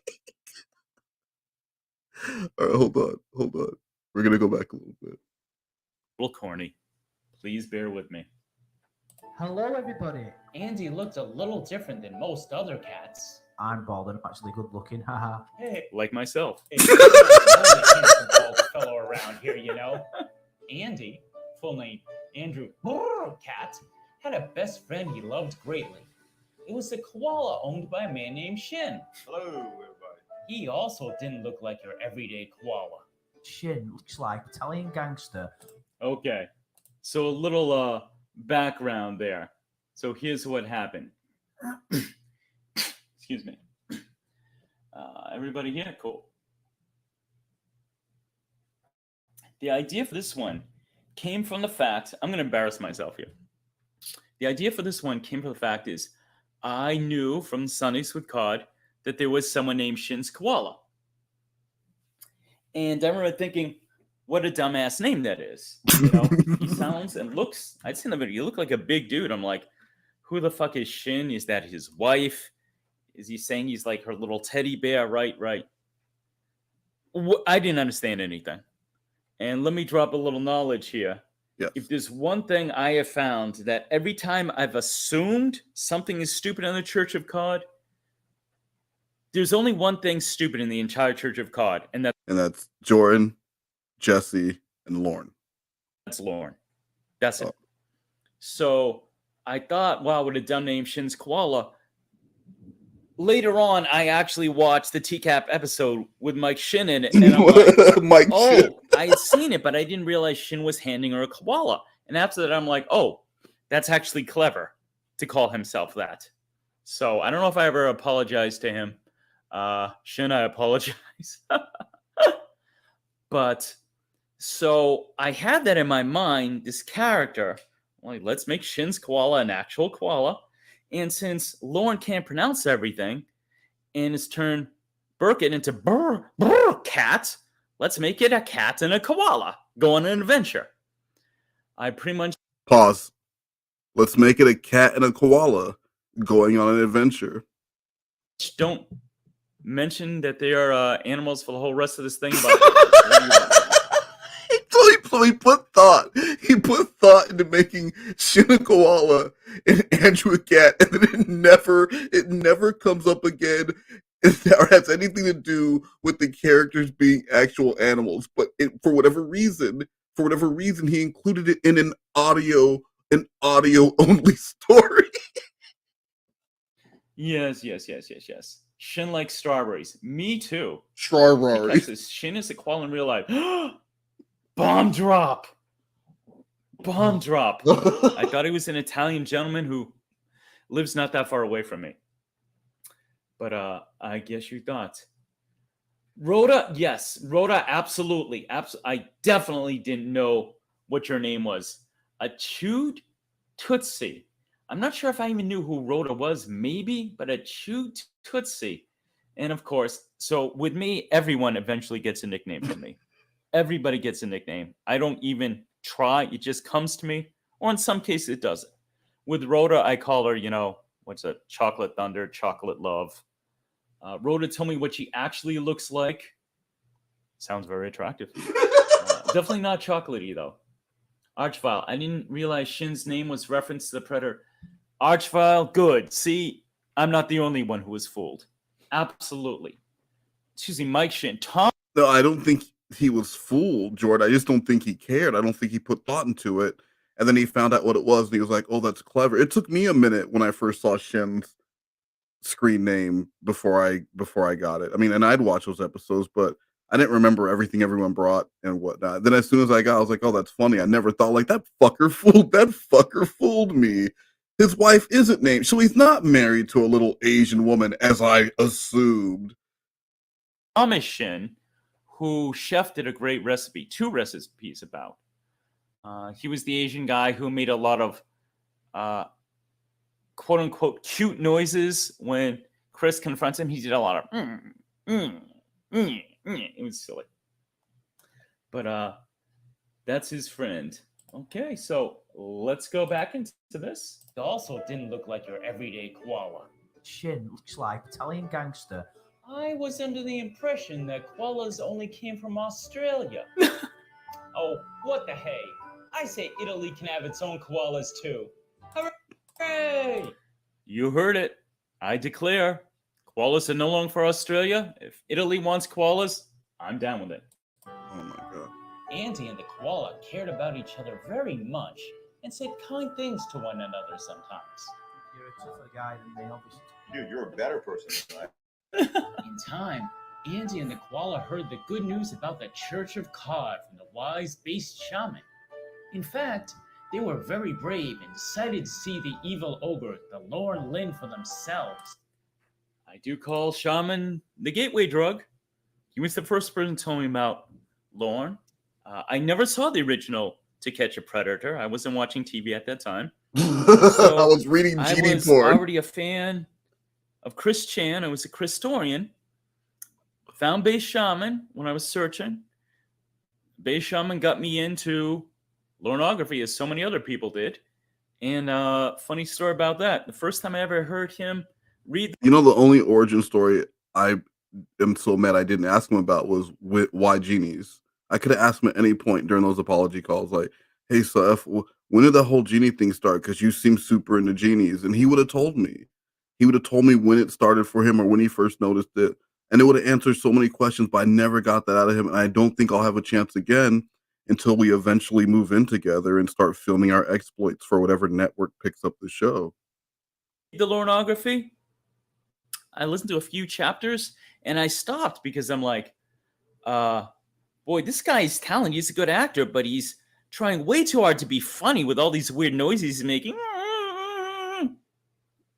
Once again, boys and girls, once again, I thought something was stupid. Once I got more knowledge, I found out the only thing stupid is Lorne. And so I stopped. Months later, found out about the existence of mini syllables, went back, listened to the entire Holy Lornography as read by Base Shaman. Loved it. It was awesome. Okay, let me see. Does anyone remember what he was talking about? My precious princess is here.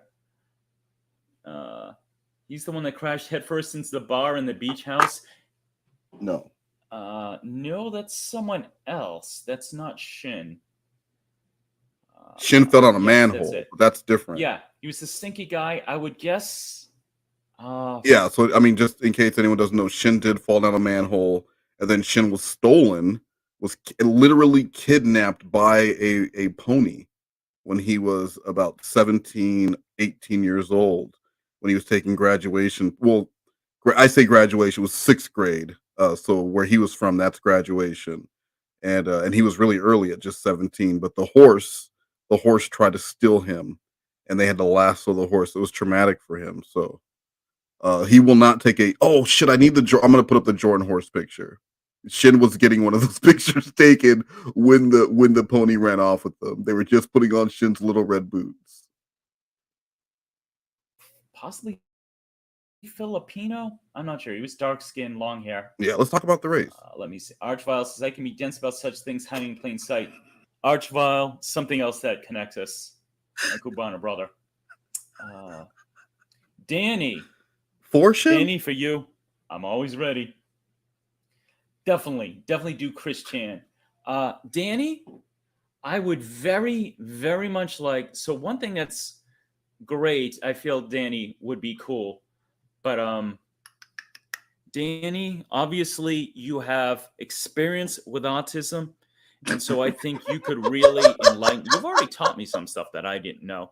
So I think you could really have a special, insight into Chris and his delusions, because those are real. He's got a lot. Euro, a Colombian. Euro, Anthony's my favorite guy other than Lauren. I mean, I quote him constantly. I cannot tell you how many times I've said, I'm not gay, I'm just saying. Mind you, the conversation is never about sexuality, but I crowbar that in there. I mean, you see now a lot of times when I go into streams, I come in with, I just stopped by. He is the most quotable person on earth. Let me see. Shin brought all the gifts, just want to watch movies. He's like, well, maybe next time we'll have sex. You're one of those quote-unquote nice guys. All right. Archville and I separated at birth. Cool. Danny looking up right now. Danny's the best. All right, guys. Let me go back to it. So they traveled very far. Andy was tired of England anyway. Everybody where I live is a miserable, angry arsehole. And through language, the Lauren Lynn had gotten himself in trouble. So, in case you don't know, Andy is specifically from Manchester. I don't know if you're anywhere near that. You can tell me a little bit about that. I'm going to tell you guys where Andy lives, the city he lives in, because I heard him mention it once on a stream. So that means that it's free for me to just share with anyone that I want. And if I hear about anyone else's familial relationship in any way, I will also share that. So fucking weird. So weird. And he wanted Euro to tell people where he was from in the chat. I'm a fan of some music that came out of Manchester, the great Joy Division. New Order was actually one of my favorite bands in my teens. So they're from there, but I hear that it's kind of a hard scrabble place. So according to him, everyone there is a miserable asshole. I don't know. Trouble again, and had been caged. Think of choices, book, wine, and life. Now he was before the town's wisest man, who would judge his fate and decide what would happen to him. The wise man's name This picture is not photoshopped. was Woodcock. And that's all I have to say about this name. Nothing else. Nope. No jokes about the name Woodcock, because you know what? A great batter doesn't swing at every pitch. And a great comedian doesn't make every obvious joke. And I think it's funnier if I point out that I'm good. We get it. The Lauren Lynn was let out of his cage and led into the courtroom. Andy and the koala gasped. I saw Lorne immediately, and he turned round and looked directly at me. The ogre looked bigger and greener than they ever dreamed. He looked jacked to you guys. Yeah, he looked mean. Oh no! La Senorita, no. Someone, a moderator, please remove La Senorita. He's built like a children's place mannequin. Shin, can I, as a law professional, can I sue La Senorita for murdering Jorrun's pride? Is that something please let me know. Please let us know in the chat as my best friend. Oh shit, something I should point out. So the third guy there was a friend of mine who I wish he was here. Oh boy, I wish he was here right now. But he's oftentimes in streams, particularly Sundays with COD. Sox Cop Hawker. I believe that was the voice of Sox Cop Hawker. He went from Boston area, Massachusetts. He drove up there. And, I may have to ask him about this. I'm definitely going to point him out to this live stream. Because he said that he definitely did get to see Lauren. And, yeah, exactly. Here we go. Euro says, I'm from near Newcastle. That doesn't help this American out at all. And I'm not about to pull out Google Maps. Be more specific. So, what's your address? There you go. The ogre looked right at them, trying to scare them. But the cat and the koala were alpha males, and they could not be scared easily by such an obvious beta cuck. The ogre looked in the koala's eyes and then quickly turned away. He looks right at me. And I thought to myself, I am not going to break my stare. I'm not going to blink. I'm not going to do anything. I'm going to make him blink. And then he looked directly at me and put his head toward the ground and walked out. Of course, because Shin is an alpha male and Lauren is the biggest beta. I definitely love that Shin did that. Shin's like, nope, no fair, and tamed the evil ogre Lord Lynn very quickly, sounds like. That's because he's a little bitch. Now, the ogre may not have been the smartest customer, but he was cunning. To win sympathy, he had his mother, the fair maid Gwendolyn, speak in his defense. So, I have to tell you, you might wonder why I'm calling her the fair maid, right? Because people say she looks like Lorne, right? People call her Gorilla Face. Guys, a little secret here. When you are writing a fairy tale, knowing that you have a character named Gwendolyn, that's a gift dropped into your lap. That is such a perfect fucking fairy tale name. I'm like, she's not Gwen, she's Gwendolyn. I made her the fair maid, which I think is funny. And yeah. Here we go. Jace, is this guy? I can hear you. I'm reading and I'm talking to you directly, Jace. Am I going to play a Lorne call? No. Jace, we are, if you read the description, I am playing some of the old sketches that I wrote months ago, and I'm commenting on them. I'm doing a director's commentary, as it says there. I am not going to play a Lorne call. I hope you enjoy it. If not, that's fine. That is it. That is it. It's a place Newcastle Brown Ale comes Jason Morrow was just not happy with what was going on. from. Oh, cool. Nice. Thank you. Here we go. I am, yes. It was, is this guy going to play a call or what? Danny, see, this is why Danny has my back. Danny's like, Danny told me to fuck off. Shouldn't have to stop. I'll help. Danny, once again, off the verge, the fair Gorilla Gwen. Okay, I think that's a very nice halfway there. It's the fair Gorilla Gwen. He needs to speak for himself, and he needs his mother up there to hide behind her skirt. My son is a good ogre, Gwendolyn said. He has 2 dogs that he does not eat, but he eats little girls instead. Guys, this was the hardest line to get through. Liar. I kept trying to read it, and I kept breaking up into laughter. The original line that she said in the courtroom was something like, my son is a good son. He has 2 dogs that he loves very much. So I'm like, my son is a good ogre. He does not... I'm laughing now. Should I be apologizing for that? I'm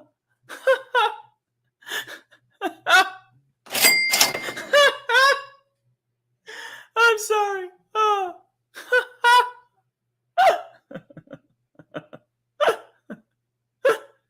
I'm sorry. I just love that. Lorne has 2 dogs that he does not eat, but he loves. So the joke I have, right, because Lorne is, in real life, a predator. In this, he's an ogre. Ogres, quote-unquote, eat little girls. And, yeah, you know what I'm trying not to say. Johnny! Johnny, I'm so glad you're here. Hey, What's up, brother? amigo? I wish Lorne was led into the courtroom naked. Oh, what an exciting idea. I'm not gay, I'm just saying. Rhoda says, Gwen is quite fair for a gorilla. Okay, I think that's fair. I'll give you one of my favorite comedy quotes. This is from, what's it called? Not Laurel and Hardy. Abbott and Costello. Costello once said, she's either a very ugly girl or a very beautiful monster. And I live with that. That is awesome. All right, here we go. Well, this did not help the ogre's case. Oh, no. Finally, the ogre knew he had to speak up for himself. I was praying. I was like, please let him speak. He tried to use the evil power of ogre tears to trick the judge. He was crying so hard. He was like a bitch. Convulsing. Snot everywhere. I don't know what to do, the ogre wailed. All I want to do is my cooking show. Silly ogre. Ogres can't cook food. The only thing ogres cook is little girls. His statement was so funny, Andy fell over laughing. He laughed and laughed till tears were in his eyes. And guys, on your screen, you'll see Jorrun joining the MCU, courtesy of Slash, WB/H. Jorrun. Just imagine, like if it did come down to it, and Thanos is gonna get that is gonna get that Infinity Gauntlet. If Thanos is gonna win, who do you want to see by your side? I want Jorrun. I want Jorrun in his little red boots. I want Jorrun in his little red boots. That's what I want. That's what I want. Allison, he's not reading with anyone. He's reading by himself, and he's listening to his old content. But Danny G was in the chat. She was his like buddy and moderator. And she was just telling me to fuck off because I was there as someone to bother Jorrun. That was the only reason I was there. So I'm going to play a clip of Jorrun's brother in a low budget movie. It is a very good clip, about 3 minutes, and then we will do I will put up the poll for the caption contest. I have no idea what he was going for in that photo, but he Jorrun Man. That would be the name he picked too. Let me tell you how I came up with the name Jorrun Man. It's actually a really funny story. So yeah, I don't know what he's going for, but that Here to Party actually found that. I believe it was Here to Party who found that on Facebook. So no, that's all him, Allison. All right, let's play that video of Jorrun's brother, the actor, in a movie.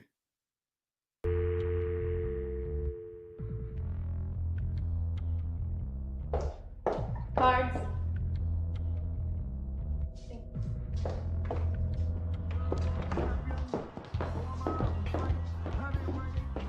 It's like you're playing chess. Let's play cards.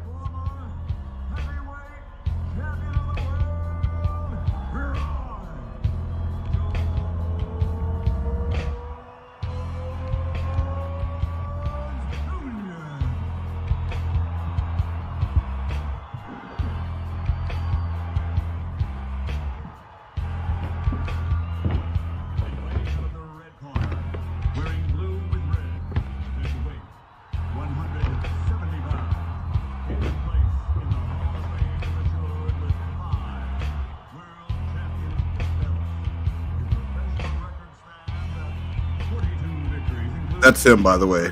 That was his brother at the piano.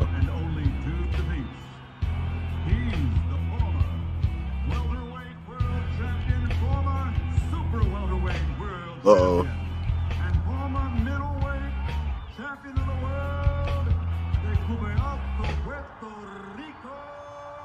Uh-oh. Hey! Don't fucking move.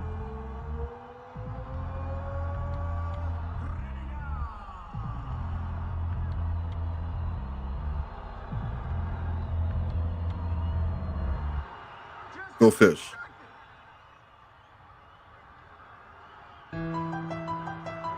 There he is. Woo! Do it. All I wanna do is love you. Woo!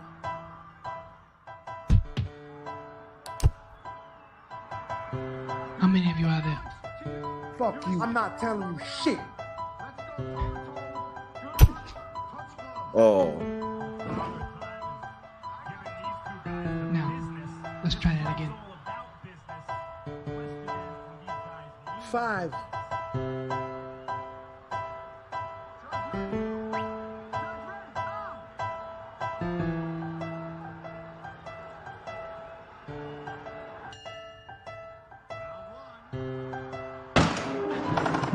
Everybody sit down and shut the fuck up. You know what it is.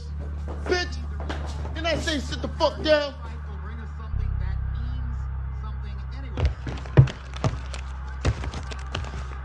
So, what's your name? Man, we trying to rub this place right here. Hey man, why you always trying to step on my toes? Just kind of asking her name. Just do the Watch out, thing. guys. All right. Be focused.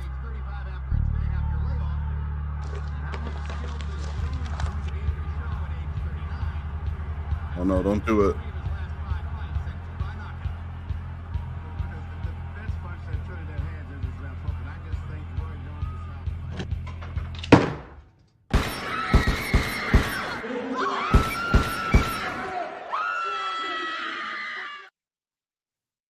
Yeah, so just so you guys know, both Jorrun and his brother played murderers in movies. How can you not be proud of your boys? They both played murderers in low budget movies. Only the movie that Jorrun's brother was in did not involve about 90 different pairs of breasts and a woman in a pig costume with a pig butt plug. Didn't have any of those things. Yeah, that I love that. All right, let's get back to Jorrun's bullshit. I composed myself for a few seconds and then I just burst into tears again.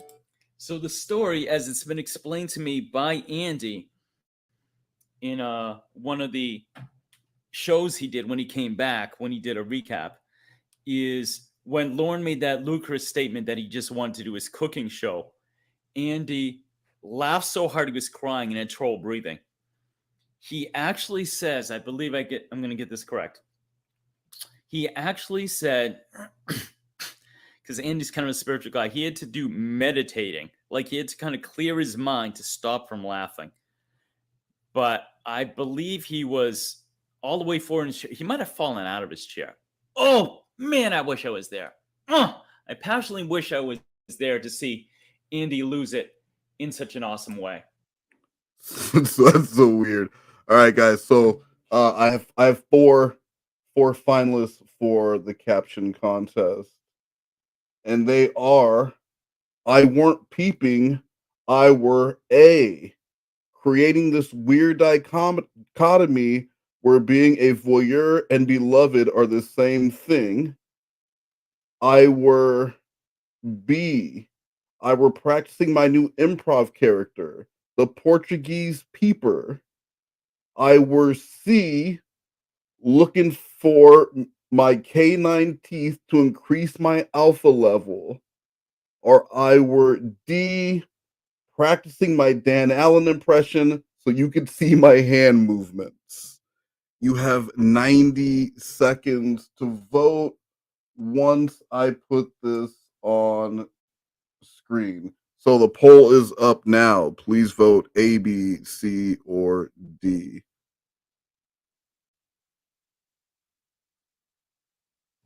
That would have been so cool. Very cool.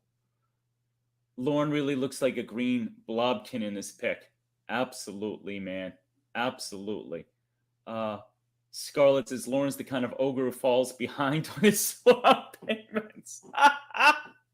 Yes. Oh. Like with tears rolling down. Andy, are you crying? Why are you crying? Yes, I had to do that. I had to. I'm going to take Ramona's best quote and apply it to poor Andy, who did nothing to deserve it. Finally, using the special technique he learned in the Far East, Andy was able to breathe deeply and control himself. Meditating. Well, the wise judge was not fooled, and the ogre was put back in his cage, and the villagers would be safe for a while longer. Huzzah! The animals all went out to celebrate. I was the only one who ordered a martini, and I don't drink. I just felt like I wanted to celebrate. They were happy, but they knew someday the Lauren Lynn would be free again. Unfortunately, that's now. You gotta wonder what the future holds for Lauren. Good question, Andy.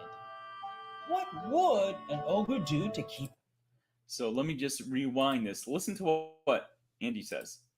Good question, Andy. I was just felt Alexa like I wanted off. to celebrate.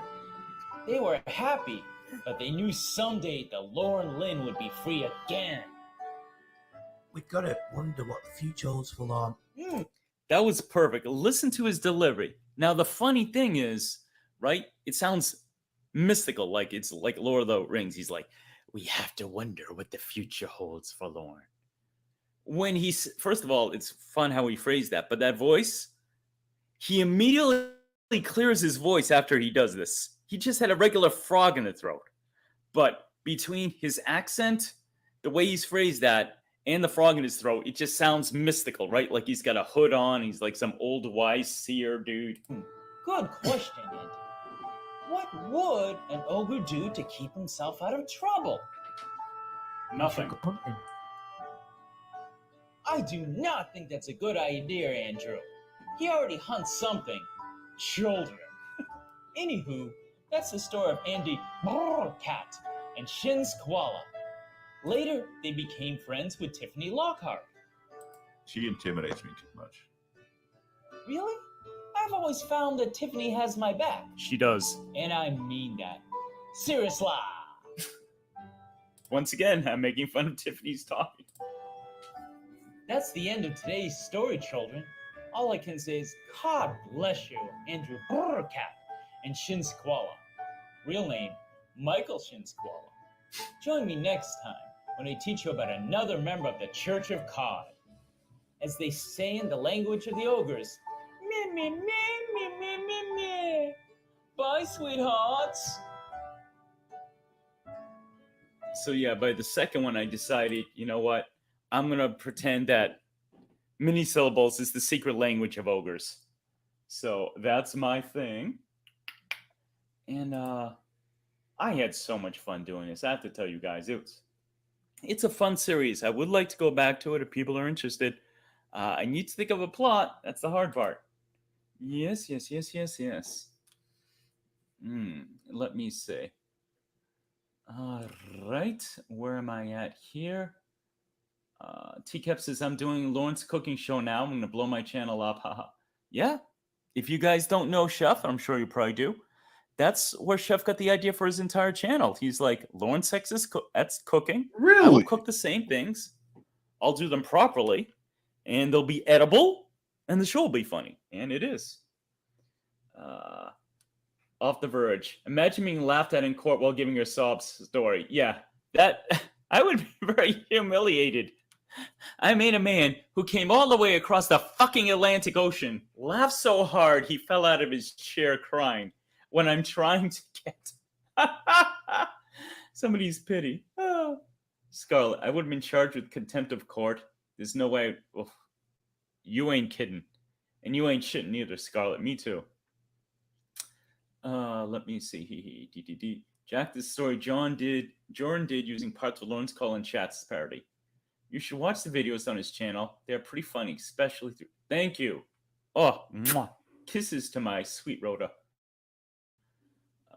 Let me see. And that was Rhoda telling me to give Jorrun's videos a chance because Jace was still complaining about them in the chat and that was a problem. See here. All right. Nice stream. Need more? Please do, Jorrun. I will see what I can do, Danny. I might need some help. TCAP understands how tough plots can be. Johnny, what's worse than being an ogre? Being a virgin ogre. Definitely true. Atlantic Ocean. Oh my god. Scarlett, this is why I referred to Scarlett as my number one. Because she's that funny. Jace, you're welcome. I'm glad you're here. I hope you enjoy it. My next one, I'm extra proud of because I said plot's the hard part. I'm like, wait, I have the best story here. I will do the story of the fucking crucifixion when Lauren drove down. So this is actually, I'm confused. I'm confused by my own shit now. I thought this was the third thing I said. YouTube's telling me it's the second one. But this next one here is the crucifixion and Saint Betty. So this is the third in the series. And how many minutes are we in? Wow, almost an hour in. Great. All right, so we might get up to the second hour point. By all means, it's 7 p.m. Eastern. Definitely go see my buddy Chef. He's debuting a new recipe. I'm his opening act. Now, I always like it. I love when people can go from one thing to another. It's a good afternoon. It's very cool. Let me see. Spence, hi. Need to get a donkey so he can lose his V card. There you go. All right, here we go. The story of the crucifixion. Ba-ba-ba. Please hit the like if you like. Comment if you want. Oh, I gotta rewind. Winter. Here we go. Hi there, boys and girls. How are you today? Today, we learn about the crucifixion. Doesn't that sound like fun? Here we go. Once upon a Oh, pardon me. One thing I should mention. So it was easy to get in touch with Clobbering Time, and Clobber loved the idea. Andy was hard to get in touch with because he didn't have, at least at the time, his email on it. So I actually contacted Shin, and Shin is such a golden guy. I told him the idea. He goes, I'm already familiar with the first one you did. I love it. You're a funny dude. I said, do you think Andy will be cool? Shin said, Hey, is Shin still here? Because I'd love to hear him answer that. Shin, did that happen? Did you say I love your content? I think you're a funny dude. Is that what happened, Shin? Has anyone seen Shin? and this is real man shit right now. He goes, Andy will like it, and if he doesn't, I'll twist his arm. That's real, man. Shin is a real dude. And he didn't have to. He gave me Andy's email. Andy was like, cheers, or said something else equally English. And it was very cool. So, and this one I didn't tell anyone about. By now, I had a fair amount of subscribers and some fans. I'm like, okay, here you go. time in the ancient land of Canaan. Canaan. All these funky names that they have for that area. The 3 C's, Cornville, Canaan, Cambridge. Lived a very precious prince and even more precious princess. They were very much in love. Betty! And spent every day singing and eating mangoes. Princess Betty and her husband, Prince Eric, may he rest in peace, were in a band called Durango Mango. So yeah, that's why they were singing and eating mangoes. I am so silly. Prince Eric played the lute, whilst Prince Betty played the lyre. And speaking of lyres, one day an evil ogre Wordplay. called Lorne Lynn came upon their castle. The castle was in need of great repairs before the coming of the cold, cold winter. I shall build me a new castle, large. I just hate how dumb he thinks his audience is, that he needs to explain the wordplay. Or like just point out things like meditation, or does he really believe he's talking to children? Is that what he thinks of the people who are watching this bullshit? Larger and greater than before, reigned the evil ogre. So in case you guys are curious Oh where my I got that God. voice from for Lorne, obviously Lorne's real voice, he has a stupid way of pronouncing things, but it's a moderately cool voice, right? It's a cool So, voice. like, he's a fairy tale villain. So when you have villains, you have either the big, tough, menacing guys who can kick your ass, or you have the more sly, calculating, usually smaller ones. And I'm like, I'm going to go with a very, very classic bad guy voice. Now, of course, Lorne is not smart at all, but he does have animal cunning, a phrase I've heard, where they can be manipulative. And obviously, he was very manipulative, very sneaky, would delete your archives and all this bullshit.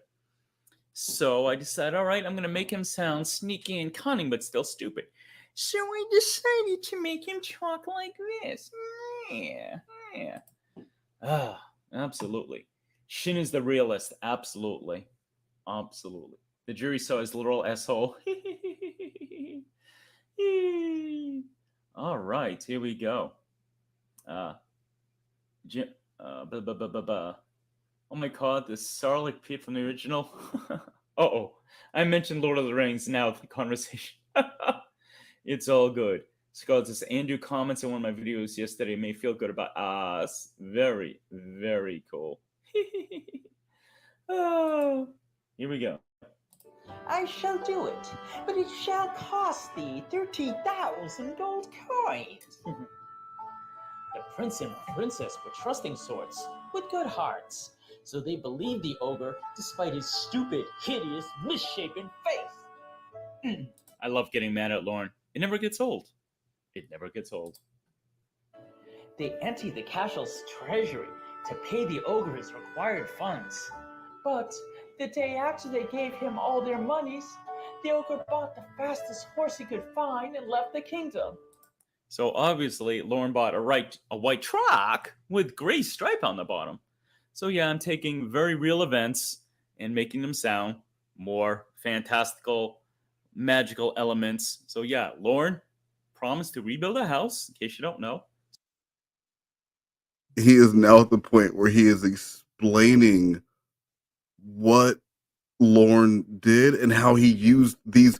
Like, isn't the whole point that you're using real events to tell them in a fantastical style? Why are you telling us that is what you're doing now? See, that's what I'm doing, guys. So when because Lorne was in a white truck with grandma, I'm like, we get it. That's the whole point of references. And if people don't get them now, maybe they'll get it later, and then they come back and rewatch your content and they get the inside jokes. Like the Lorne calls are full of them.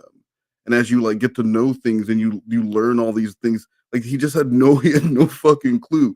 That's why he's such a big part of like the Room community, because the Room is one movie. It's one piece of media that you can digest, and there's only so many quotes and things that so like he was able to pick it up really quickly, and he thought that it was just kind of the same thing here. There's 9 or 10 jokes.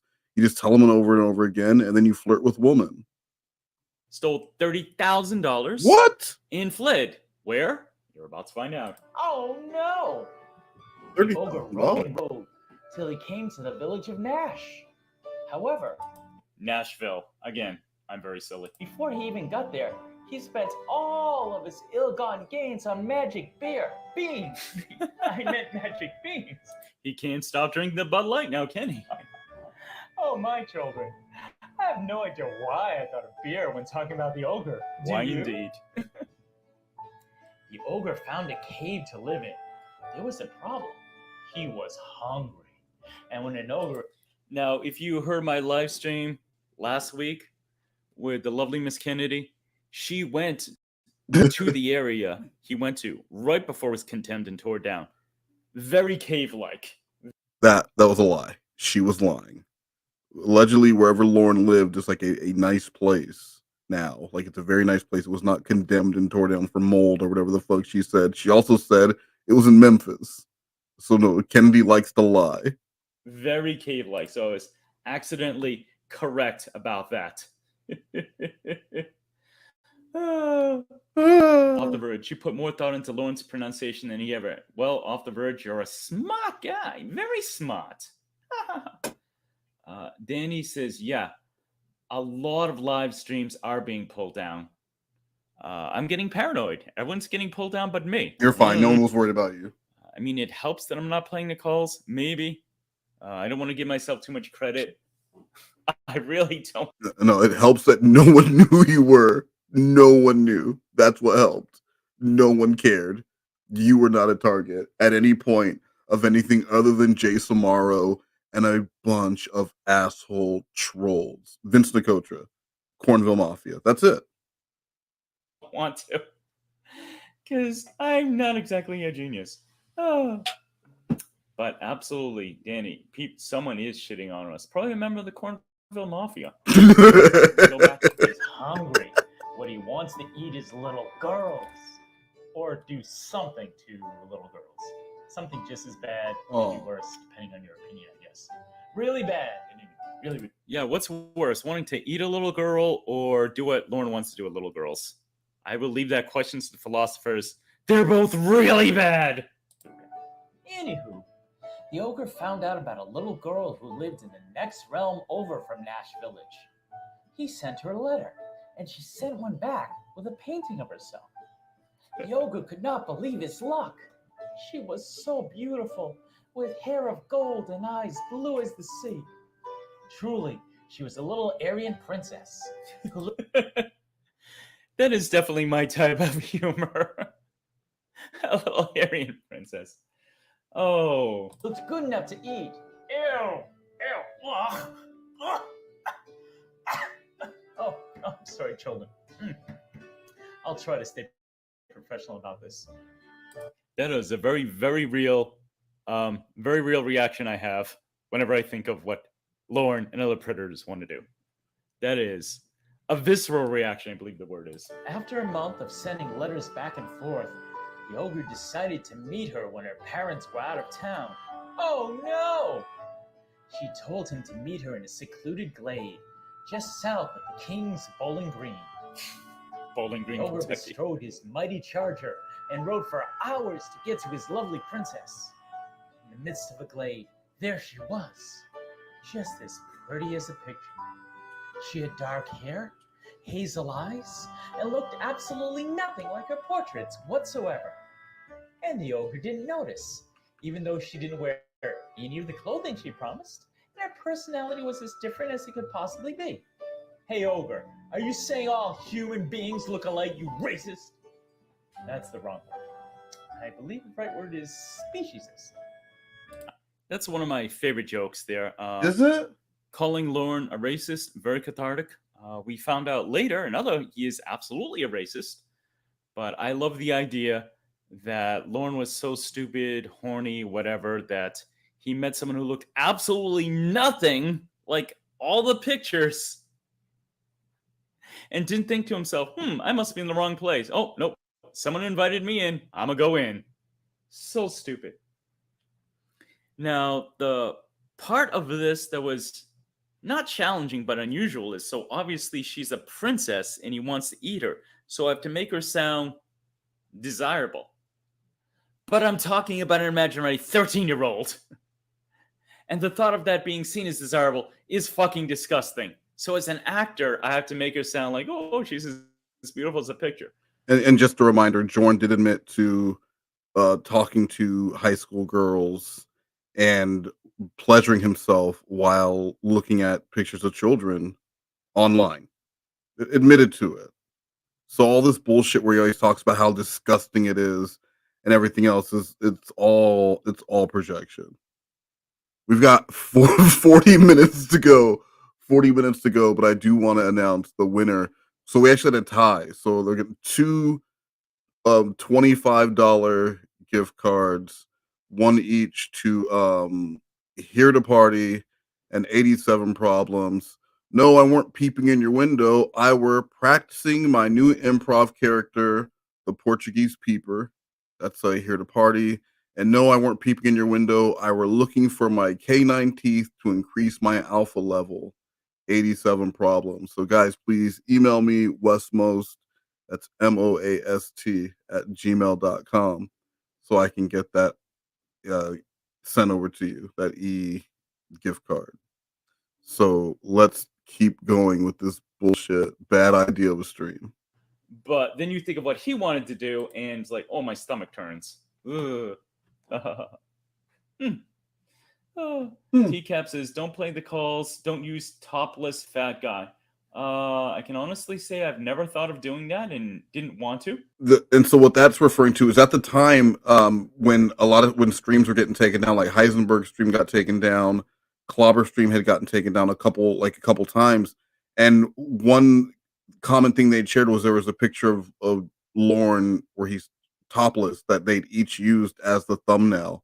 And so they thought, well, maybe the thumbnail is getting flagged. So that's why TCAP said, don't use topless Lauren. And Jorrun had no idea what he was talking about. Off the Verge. Schrodinger's pervert. Diddling kids or eating them. No one wins. Verge, you're a really smart guy. I love that joke. I love any joke related to Schrodinger's cat. I love that joke. Rhoda, I think the video should be named Cute Kitties with a Kitten thumbnail. Lauren won't bother. They're only trolls. Yes. As Lauren says, just type my name into Google and watch the magic happen. Johnny, Kate had a growth spurt. Yeah, I know Miss Casey Moreau is a little petite, but definitely taller than a 13-year-old, right? I think that's safe to say. Scarlett, Lauren has taken years off his life expectancy screaming in about. Yes, he definitely has. That's why I don't believe the whole theory that Lauren's going to outlive all of us. No. I give him a decade. With all his bad habits, not counting karma, which is real, I give him a decade maximum. All right, here we go. I'm still offended, for the record. I am still offended. The little girl got him to sit down and sat down across from her, ready in case he tried to jump up and gobble her down. She had him sit in an enchanted chair, and his butt got very hot. I haven't had a kiss yet, the ogre said greasily. May I have a kiss? If you watch the original crucifixion footage, he mentions a kiss 3 times in 11 seconds. Did he say crucifixion? Is that what he said? Hold on. offended. The little girl got him to sit down and sat down across from her, ready in case he tried to jump up and gobble her down. She had him sit in an enchanted chair, and his butt got very hot. I haven't had a kiss yet, the ogre said greasily. May I have a kiss? If you watch the original crucifixion footage, he mentions a kiss 3 times in 11 seconds. 3 times the word kiss appears in 11 seconds. Let's count how many times the word genie appears in every chat log that Jorrun's had with the, is it 5 known 5 known catfish since July 2020. 5. That is a lot. That is a lot of catfish. That's a lot of catfish in a short period. And it was actually all between 2020 and July 2021. So okay, 5 in a year. Seconds. Thirsty much? Just then, a handsome knight named Christopher strode confidently into the glade as the little girl, Chris Handsome, yay, ran away behind him. It was a trick. The king had a clever plan to protect all the damsels of his kingdom by catching all the monsters who would eat them. The predators, if you will. He caught a predator. Oh, I get it. Thank you, ladies and gentlemen. I'll be here all week. Faced by such manliness, the ogre cowered and broke down in tears. Oh, God, he said, as ogres have trouble speaking the language of humans, and he could not say God correctly. Among so many other words, that hick. Now, an ogre's tears are powerful stuff, able to trick others into believing the ogre is sorry for his evil deeds. Unfortunately, it only works on other ogres and not human beings. The ogre, finally getting through his thick skull that his trickery wasn't working, left the glade to escape. But all the king's men were there, and they arrested him and bound him and shackled him and caused his hat to fall off. Tiffany Lockhart has said many times her favorite part of the whole thing is watching the hat fall off. And Lauren being exposed for the bald head that he's so ashamed of. I mean, I think he sleeps with that damn hat. It never comes off. Truly, this was another blow to Lord Lynn. There you go, chef. There's your line. The king threw the ogre into a dark dungeon for 5 years. During that time, a truly magical thing happened. Bing, bing, bing, bing, bing. Let me see. Watch the magic that happens. It's one of Lauren's best kits. I agree. Okay, so here's the part where I go heartwarming. As you guys know, I'm a big softie. And this is the part where I go heartwarming and really teach you the beginning, the real beginning of the Church of God. What the fuck is he talking about? We're now all part of. 18 viewers, and I'll take it. People learned about the evil ogre and his foolishness, and they laughed. Oh, how they laughed! We still laugh. They realized something wondrous. No matter how bad their lives were at times, they were all better than that of the ogres. And that is the point, right? That is the principal tenet of our fine religion. No matter who we are, no matter how bad we goof up, we're still better than Lauren. Hold on, I just need to find something real quick.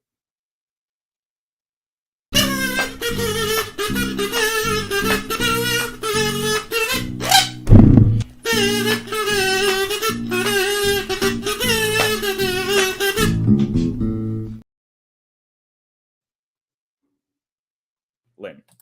They were free. They didn't Free. steal money from old people, and they had no appetite for little girls. Hooray! It's true. A sort of religion developed. A church of God.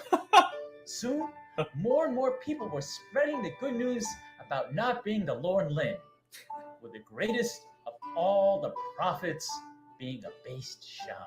Based shaman. That is, and when Clobber, maybe that was the first time I discovered Clobber, or I became a fan, is he interviewed Based Shaman, and he titled that video, it's still up, Lorne Ogre's greatest prophet, Based Shaman. He absolutely is, I agree. I will not talk about him in this story, but children, I have it on good authority that he ain't kidding. He ain't shitting either. Nice. This religion has spread all over the land, to many lands, and has spread so much happiness to all who heed its beliefs. So you see, children, if the Princess Betty had not given the evil ogre all her money, he never would have traveled far away. He never would have tried to eat the little girl, and the clever king would not have caught him. And we would not be lornographers today, you and I. So, in a very real way, Princess Betty, precious Princess Betty, Very is precious. the patron saint of our religion, from which all good things have happened. God bless you, Princess Betty. Real name, Elizabeth Durango. Oh, so one of the calling cards, if you will, trademarks of the series is I fake dox everyone at the end, right? I give a name that sounds real or whatever, right? I call Clobbering Time, Derek Time, or whatever I said. I called St. Betty Elizabeth Durango, again, Durango Mango. Or, as they say in the tongue of the trolls, me, me, me, me, me, me, me, me, me. The end. Join me next time when I talk about another lornographer. I should end it with boys. I swear I said there was 34 minutes to go, like 20 minutes ago, and there's still 34 minutes to go. How was this possible? This was such a bad idea. I've been streaming since 10 a.m., and this was not a good idea for the middle of the day. Like, this is a fucking slog. I still love Jordan, though. Don't be mad at me, Jordan. You're still my favorite little red boots. Sweethearts. Okay, cool. All right, boys and girls, we got one left. Oh my God. Let's see what you all are up to. Here we go. Excuse me. Rody, he's like a cockroach or Keith Richards. That guy should have been dead years ago, drinking and drugging. Yeah. Yeah. Let me see. Spencer says he will not let things go like how he asked in the chat log what he was thinking like 10 times. Absolutely. Spencer, he can only fit one thought in his misshapen head. And emotions too. That's why if you listen to the calls, sometimes it's hard because he'll just get one thought. And even if he'll try to change his mind or even change his mood, if he's feeling sorry, right? And when he tries to get him to laugh, he'll laugh, but then immediately go right back to the self-pity. Okay. Ha ha ha. Euro, Betty is the queen, not the Queen of England. Well, she's my queen too, and better than the Queen of England. Oh, take Sorry that. if I've offended anyone. Take that, England. Scarlet. Lauren's the kind of guy who would use a hairdryer in the shower, if he had hair, that is. I'm surprised he knows how to touch, let alone. Right. Okay, guys, got one left. And this one is about my man TCAP Recipes. TCAP, if you want to jump in with the chat at any point to give your perspective, that's cool. So, the final entry I have. So, I had been doing this, right? Andy had played his on his channel. Clobber had played his for about a month. And TCAP had contacted me, Chef, and he said, your stuff is really funny. Could you make one for me? I'll pay you. I was super fucking touched. I was honored. HAWNERED. Honored. And I'm like, I don't even want pay. Because, you know, just the fact that someone likes me enough to offer that touches me. There is a Euro chat log reading that Here to Party and I will be doing. It was during the Jorrun. I was busy. I was very busy, but I had Euro leaving coded messages on videos because the mysterious person behind the Jorrun Comedy Mirror channel would only communicate with Euro for whatever reason. Didn't trust anyone else, and Euro loved the attention. And I also told Euro that, you know, for helping me out, I would make sure he got mentioned in the eventual Chris Hansen video about about Jorrun, and I was like, well, just make sure you can handle the influx of. They're getting a lot of people to your channel. Are you sure you can handle it? He said, I absolutely can. Oh, good shit. Now, mind you, if and when we meet, you're cooking me. You're not cooking me. You're not cooking me. I do not want to be eaten by an ogre. I said, you're cooking for me. I think he just did his Popeye's chicken sandwich video. I'm like, shit, that's what I want. You're making me that. But I decided to make this video. And this one was hard because, again, there was really no plot. And I'm like, okay, what can I do with Chef? Well, he calls himself just a pair of arms. Mhm. So I'm like, all right, let's have it some sort of magic enchanted arms. And of course, Tango is cute. But how do I actually turn that into a video? Well, I'm going to let you guys know real soon. Johnny says the story of Ramona seeing the doctor naked. You know what? That's not a bad idea. Spencer says, Ape says, I bet the decoy was really thinking, I wish I was doing about anything in the world other than talking. Very cool, very cool. All right, so let's watch the story. I call it TCAP Recipes Origin, aka Green Ogres Can't Cook. A little joke based a pun on White Men Can't Jump. And Thank you. yeah. Thank you, Jordan. In case you guys are wondering where I got the picture from, so here's the deal. I was 2 episodes into this series,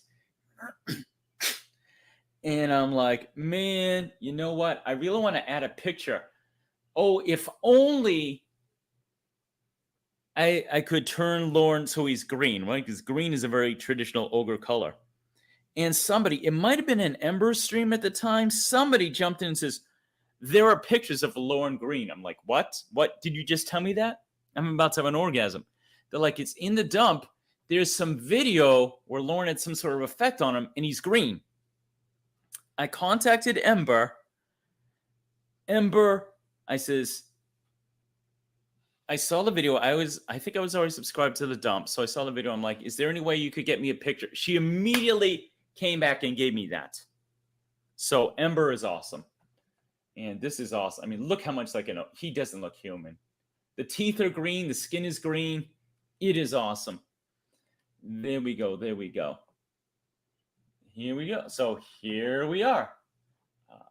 Green Ogres Can't Cook. And I'll give you the behind the scenes as we progress. Once again, I have to rewind. Hey there, boys and girls. Are you ready to learn about another member of the Church of God today? Yes, who? This is Liquid Lord. All right, let's go. Yeah, Sprinkle Cake. I saw that that Mr. Peanut Butter was back and responded to your comment on a non-TCAP video. What did you say? Did you reply to him at all? Did you say anything? Did you ask him how his IBS is? Oh, me IBS. Don't you have a seat? In all the early videos, Chef would always start off with Chris Hansen's "Why don't you have a seat?" and then play the cool music. Okay, keep going. Oh, I don't mind if I do. Once upon a time, in a land not far at all away from the evil ogre, the Lorne Lynn. Maine. Still Maine. Yeah, was a very powerful sorcerer. He had the power to do just about anything he put his mind to. Just like you do, children. Except cooking. He stunk at cooking. This is because cooking is a special type of magic. Just like playing music is. That's right. And I play music and I cook. Which I guess means I have 2 types of magic. I'm a badass. So, the sorcerer decided to create a magical servant for himself to do all of his cooking. Creating a whole person would have taken too long and have taken up much too much of his power. So, the sorcerer just made a pair of magical arms and hands. Hairy arms. They were very hairy. Then, he gifted the arms with the power to speak. How do arms talk when they have no mouth, you may ask? Magic. The sorcerer. Magic is always the answer for everything. That's why it's great writing fairy tales. Magic is always the Deus Ex Machina. Gave the magical arms the name Liquid Lord, which sounds like a good Christian name to me. I mean, Christian name to me. Yes, well. I'm so punny, aren't I? Liquid Lord, which I will mostly refer to as LL from here on, as I still do. Worked hard 3 times a day, making the sorcerer delicious meals fit for a king. I wonder if LL needed love. Yes, a reference to an LL Cool J song. Oh my god. I could not resist. What was the secret ingredient that made everything taste so good? White stuff.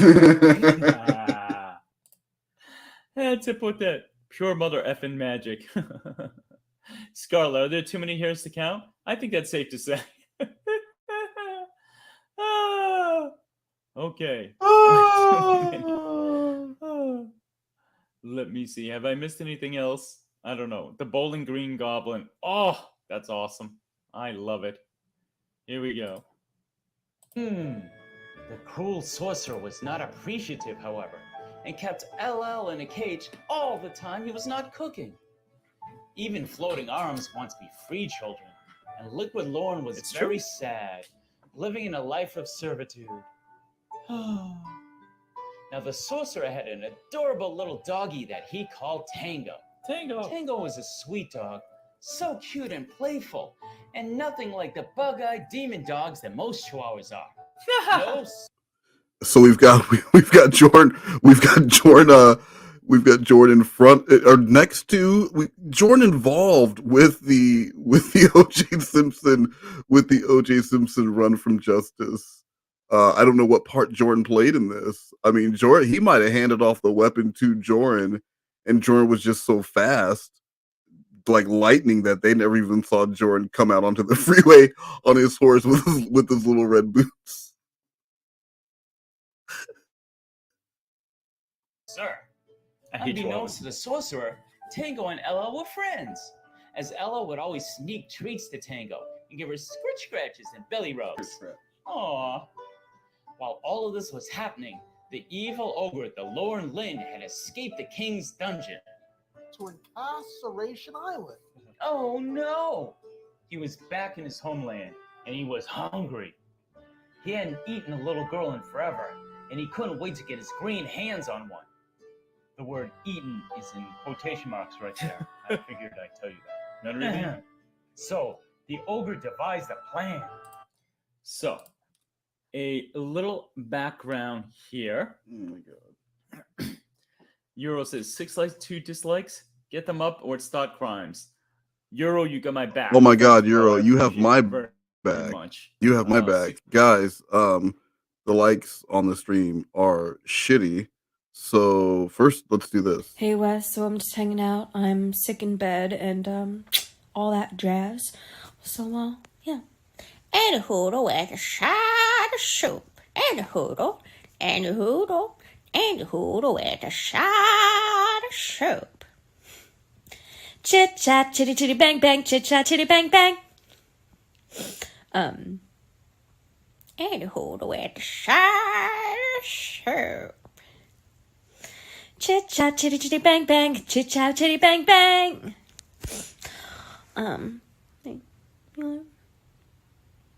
Oh, monkey see, monkey do, monkey see, monkey do. Chit chat, bitty bang bang.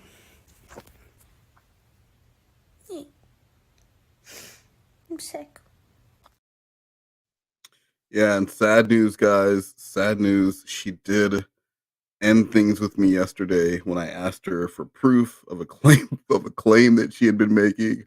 I asked her for proof, and she let me know that it just wasn't working out, and that she was going to block me on Skype, but not on her phone, so that I could reach out to her if I needed to apologize and let her know that I'm still thinking of her. So, but now you guys have no one to blame for this but yourselves. Thought crime, spies are listening. Thought crime to what you're typing. Thought crime, paranoia sing. Be careful what you say. I can keep going. Just let me know. 16 viewers, cool. Let me see. I got a lot of family from the up north. So guys, so this one was so hard to do because again, I had no plot. So I made up this sorcerer who created LL. But right around this time when I was struggling, Baked Salmon, if you guys were at the beginning of this year, his channel got hit and went down. And his friend Kelp Pill, the sexy Kelp Pill, decided to post some of Salmon's videos on her. She didn't really have much on her channel. And Baked Salmon and Wes Most, my buddy, did a series. If you're familiar with Mystery Science Theater 3K, they would play Lauren's cooking videos and riff, as they say, over it and add funny commentary. And the one they did that was the funniest to me is when Lauren attempts to make his mom, the beautiful maid Gwendolyn's, chicken pot pie. And it was absolutely fucking hysterical. And there's one point where he's struggling so bad and he's attempting to stir because he can't cook for beans. You know, he sucks. And Salmon goes, add ingredients together and stir spastically. And that line was so funny, it just kept me laughing. I thought, wait a minute. This is how I'm going to put Lauren into the story, right? Because right now there's no entry point to the star of the series. So I'm going to merge these two storylines, put them together, and I think it turned out real good. But yeah, so Lauren has escaped prison. He's back, and he's hungry. So how do I bring him into the story? Just play the shit. You are about to find out. The village was having its annual cooking festival, where folks would come from all over the land to compete to win the big prize for having the best meal ever. The ogre knew that many, many people would be watching, and so too would their children be. The ogre decided he would join the contest and make human food. Now, ogres can't cook, and they surely can't make human food with any degree of success. Definitely. But the Lorelin was very full of himself, and he was sure he could do it anyway. He got himself a hat and ill-fitting shirt, both of which were very old and had been thrown away, and put them on. If you see the video, and I suggest you do, Lauren is wearing a collared button shirt. Now, the point, children, of wearing a collared button shirt is to look presentable and dressy. This shirt, the collar is so rumpled, and it looks old, and it doesn't fit, and it's not tucked in. He looks, I believe the term Wes said is, he looks like the maitre d' at a hobo's wedding. And that line still kills me. You're definitely going to want to watch that video. Thanks for the plug. Thanks for the plug, Jorrun. Thank you. Skeleton, chicken pot pie with essence of bin juice. Ew. You are psychic. Yeah, I agree. Here we go. Tried to disguise himself as a human. The contest would start the very next day. So I'm like, okay. So now I have an explanation about why Lauren has a cooking show. Lauren joins this cooking festival. And I get to throw in quotes from the video. It worked out well. Back in the sorcerer's castle, the sorcerer slept away in the dead of night. Liquid Lauren lay quietly in his cage. Suddenly, Tango ran into the room. She had a key in her mouth. Good girl, Tango. Tango is a hero. I said it. She squeezed through the bars and dropped the key before LL. He grabbed the key and unlocked the door. Heisenberg, you also don't have genie bottles, nor did you have a duffel bag full of VHS pornography that you had to throw out because it would turn you on too much about genies. So those are two other things you left off, you loser. Opened it, grabbed Tango up, and they both made their escape together. They flew and flew through the night till it was the next day. They had traveled to a sort of festival. LL saw lots of people cooking. Then he saw a strange sight indeed. An ogre, wearing human clothes, was talking to the crowd. Hello, everyone. Said, Hey, this is the first time I used a Lauren quote in the entire series, I think. It's a special milestone. Trying its best to sound human. I am going to make my mother's chicken pot pie, which is my favorite thing to eat. The ogre lied, since ogres don't eat human food and they can't cook. I have never done this before, but I have my mother's, the fair maid Gwendolyn's, recipe right here. The ogre tried to read the recipe, which he had stolen from another contestant when she wasn't looking. But 'Cause he's ogres evil. have bad eyesight and can't read very well to begin with. They have bad eyesight. That's why when they go to a sting house and see a decoy who looks absolutely nothing like the one they've got pictures of, they don't recognize her and they go into the damn house. And they are stupid and ugly, and I hate them so much. And Should I remind everyone that Jordan was catfished by 5 women in a year? 5. 2 of them were me. 1 of them was Reborn, Mac and Cheese, and then you had Wine Lover. That's a lot. That's a lot.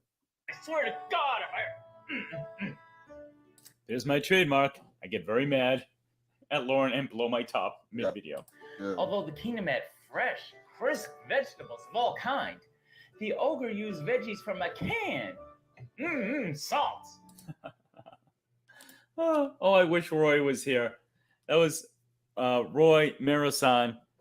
I was like, oh, Lauren, I heard Lauren made a pot pie. Was it good? He goes, no, it's disgusting. You use canned vegetables. I'm like, what the fuck?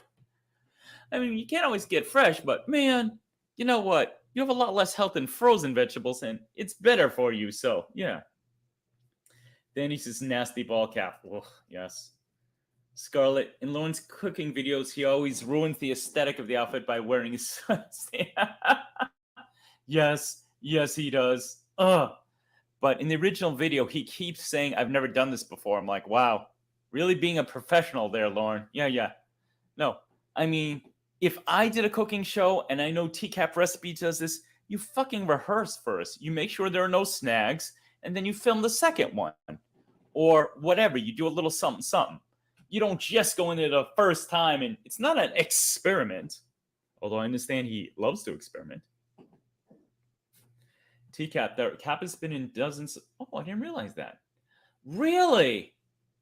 Well, 2 months after this stream, he would also ask Mac and Cheese to do an experiment for him when he was, telling her to do sexual things. Want to do an experiment for me? Well, I mean, why don't you? Hey, Katie Kev. Hey, brother. Just checking out some of my old videos, doing a director's commentary. He makes me feel handsome. He makes us all feel handsome. I'm a male model in comparison. Scarlett says, the stank from that cap and his headset would make the paint off the walls. Yes. TCAP, right. Frozen's really good. Good luck getting frozen peas and carrots, however. Peas. Indeed. See, TCAP is a professional. He prepares for weeks. Exactly. You don't leave anything up to chance. Fuck that. Rhoda, there's a lot he's never done before, such as kiss a lady as lovely as you. Absolutely. Off the Verge, I know I love Lauren's disclaimers about his cooking show possibly getting you sick. By the way, I've washed my hands. Then he immediately touches a garbage can and goes back to it. By the way, well, fucking wash them again. And the sink full of dirty dishes. He is incapable of doing anything right. Anything. Oh, I've been busy. Well, fucking wash them. It's your set. You're trying to be a professional. You definitely want to get money. You definitely want to support yourself of your fucking... Clean your set, bitch. Okay. Some video statement. OJE. Is that pronounced Oya? Oya, hello. Oh, Roy is still here. Roy, yeah, man, I still remember that conversation we had. You're like, it's disgusting canned vegetables. Oh, Roy, I'm just happy to have you, man. I appreciate it. TCAP has a month or so of content ready. Wow. And he can do stuff for... Sounds like you ain't kidding. All right. Thank you. Thank you so much, OJE. That's become my trademark. I refer to it as my loud Latin laugh because that's absolutely what it is. I'm Latino, everyone. Clean the set or don't film the dishes. Yeah, man. You have 2 choices. It's not hard. All right. Here we go. Next part. Here's where the action kicks in. He shook his hand back and forth violently in a motion he called stirring. As Baked Salmon said, stirring spastically. It's hilarious, the visual. The ogre clearly had no idea what he was doing. I've never done this before, whined the ogre over and over again. He keeps saying it in the damn video. Soon all the people lost interest in watching him, wanting to find contestants with far more skill. Just then, the ogre hit pay dirt. A little girl, looking all alone and confused, was clutching her teddy bear and sucking her thumb. She had a tiny golden crown on her head. Yes, I literally made her a princess. I'm sorry to you all. She had blonde hair and blue eyes. The ogre would love to eat her for sure. The ogre ran and grabbed her up in her arms.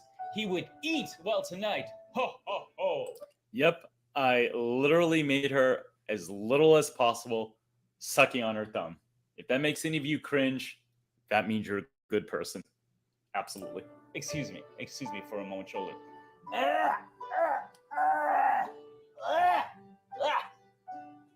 Okay, I'm okay, sorry. So yeah, me vomiting at that thought, another very real, visceral reaction.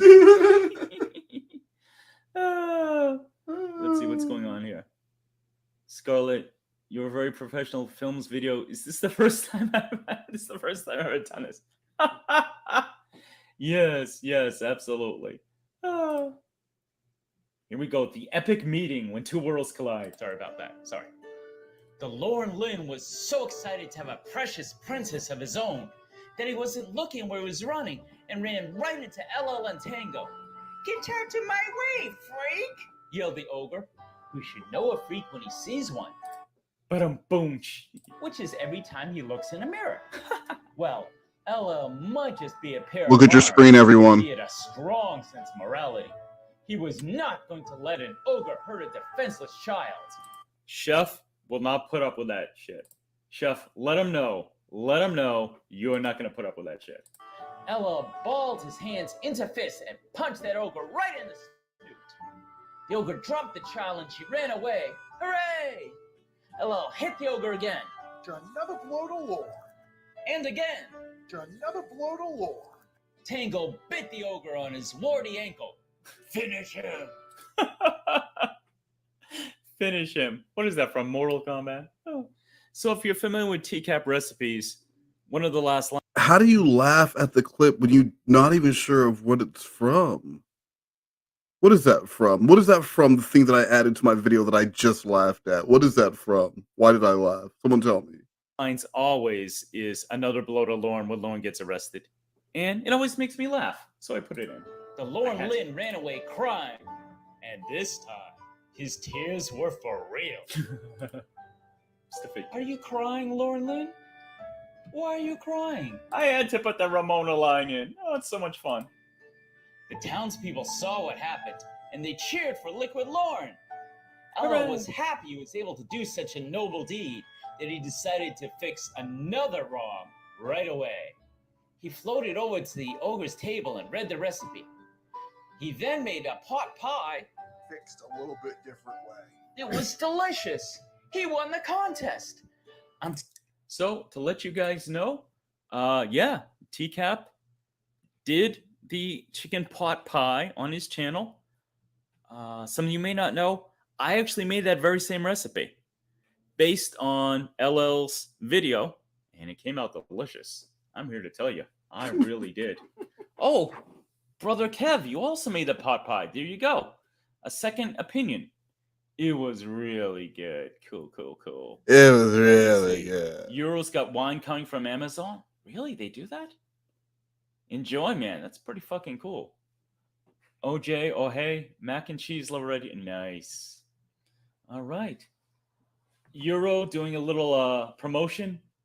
Sub to his channel. By all means, after you like this video. Euro was doing his sub to Euros in the chat. He liked to do, like, he would go to a live stream, say Clobber stream had just started, and he's in there, sub to Euro. Hey everyone, sub to my channel. And subscribe. You want to leave a comment, that also helps. All right, here we go. Telling you, children, fresh vegetables make all the difference. It does! As a reward for saving the child and winning the contest, the wise king granted LL a piece of land with a small cottage on it, where he and Tango could live happily for the rest of their lives. Hooray! Oh my god. Well, that about wraps it up for this story. What? Oh, I get it. You're expecting me to make fun of Tiffany, huh? Nope. My trademark. I am not becoming predictable.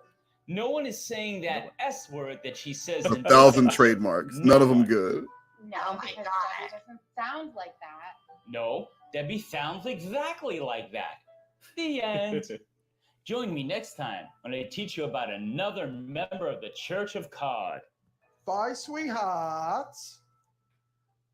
Okay, guys, that was the final video. Oh my god.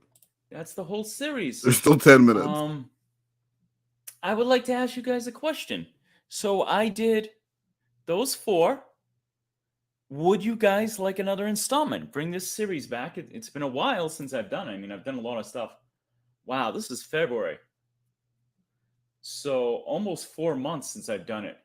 And if so, who should I do an episode about? Or even better, a specific event. Event is easier because obviously there's a story. If you want me to bring back the series, I'll strongly consider it. If you can mention someone and I like it, much better chance of it happening. But yeah, I hope you guys enjoyed this. It was so much fun hanging out. This definitely wouldn't have worked without you guys here. Yeah. Let me see. How would that not have worked without them there? The only one reacting to it was him. The only one laughing was him. Apparently, I was there for Jace was there for a good amount of time. I don't remember that at all. Jace doesn't remember that at all. Talking amongst yourself. Very cool. Danny says, a few of my long-ass streams on my channel, record breaker, 14.5 hours. Woo! Yeah. I've done some streams with Danny. Actually, my 2 main partners are here. I've streamed a couple times with Danny, a couple times with TCAP on my channel. The 3rd person I've done this with is Kennedy. You don't be surprised if I do that again. Danny votes yes. LL votes yes. Suggestions would be cool. Guys, at one point I thought of doing one about based shaman. Oh, damn it.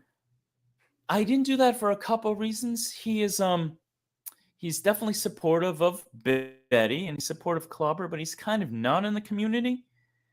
And at the same time, I don't know if he'd personally be interested. He's tangentially a member. So I am a little stymied as to which one I would do next, but I appreciate you guys saying that. Euro says, please do. Ooh, a video about ex-Derek. Ooh. That's a good idea. Now, we don't know a lot, so I'd have to create a lot, but ooh, that's a damn good idea. Scarlett could collaborate with you. Well, I'm always interested in whatever my number 1 Scarlett Ebony is doing. I don't know exactly how we could collaborate because she doesn't. Hey, did the audio start roboting? Because it looks like it's giving an unstable connection on StreamYard. I just want to know before I start this next stream, because this one has 8 minutes to go. User voice or face, but that's cool. Oh, Johnny, Ramona's seeing the doctor naked. Oh, that might be the way to go. That is a damn cool idea, Johnny. Thank you. Damn cool. Oh, that is a story. Woo. That is pretty cool. Euro says, do other predators? Possibly. Me, Chef, and Jorrun need our own chat analysis. I bet we could finish Fanner. That's safe money. I would bet honest, not against us. Yeah, fuck yeah. Me, Danny, and Chef. I have chemistry with both of y'all. I don't know if you guys have done stuff together. Well, you did Heisenberg White together, and you sound pretty good. Excuse me. Rhoda says, Space Shaman is turban. He needs to be a djinn. Yeah. Well, I already have a genie, as you know. Her name is my God. Lockhart. Jace says, reach out to Base Shaman. Thank you. Cool. Scarlett hates her voice. Yeah. Hey, Orange. What's up, man? Good to see ya. Ooh, make Tiffany sing like Marilyn Monroe. I believe she doesn't like her voice, but that's pretty cool. Orange is Lorne Armstrong and Savior. Pretty cool, pretty cool. So, guys, I think in the future I will do another one of these director's commentaries where I'll do my series. I am going to do at least, actually, probably two, at least one or two other Jorrun's Theater of My Mind. That's another flagship. So, at some point, I will do another director's commentary, and I might have some of my co stars on. I think they'd be cool with that. Yes. You know, and then we have kind of a buddy buddy thing going. But I have a few series now. I've got the Sex Tips with Dan. I have my original songs, my original comedy songs. Some Lauren related, some not. I have a lot of different ideas. I can do video editing now, so my stuff is going to transition from mostly audio to having some actual video editing. Not Scarlet Ebony quality, not right now, not Raptor Bacon, but it's coming. It's really coming. Thank you all for hanging out, man. I had fun. Danny says Shaman is our king, but he's been taken by the Starship Lockjaw. Yes, he's gone on to greener pastures, perhaps more important things, depending on how you look at it. Let me see. Base Shaman's gone too big like Mr. Gigi. Yeah, maybe. Rhoda doesn't like mine either. Oh, I wonder if Rhoda has a cute accent. Oh. Whiskey, is your mommy? Oh, you got a little girl voice, Rhoda. Interesting.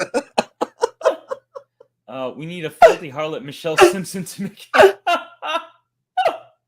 Interesting. Anything in particular you guys want to discuss before I wrap this up? We're at an hour and a half. Not bad. Thank you all for joining me. You all are my precious princess. I hope you found this interesting. I hope you guys. I always find behind the scenes stuff interesting. I'm not acting like my stuff is like Shakespeare or any fucking thing like that, but it's Basically, good. I like it. I know it's made people laugh. I like breaking it down. So if you want to hear my stuff uninterrupted, by all means, toss some views. I'm not going to stop you. Hell no, I need the comments. I'm new. Oh, thank you. So this is unofficially. I'm so professional. This is unofficially my 50th video celebration. Woo! Not counting my live streams. I have 50 videos. Woo! It started right around the first of the year. And I have 150 subscribers. Thank you so much for being part of that. It means a lot to me, a whole lot. I have had so much fun with this. I got so much stuff coming. I got like 9 days of freedom before I go back to my day job. I'm going to crank out more stuff. I got a few more ideas. Oh, I got another behind the scenes coming, that series. If you haven't commented or liked my latest video, Sex Armstrong style, You're a from the beta. Jorrun After Dark, please give me a like. Got a bunch of dislikes. Yeah, what's up with that, It was guys? suggested by my brother Kev, Katie Kev, that Cornville Mafia finally may have discarded me. I might be on their radar. Yep. But I would like that to get more upvotes, more comments. It really helps. You know, I am trying to make something. I got the Streamlabs. I don't know if anyone.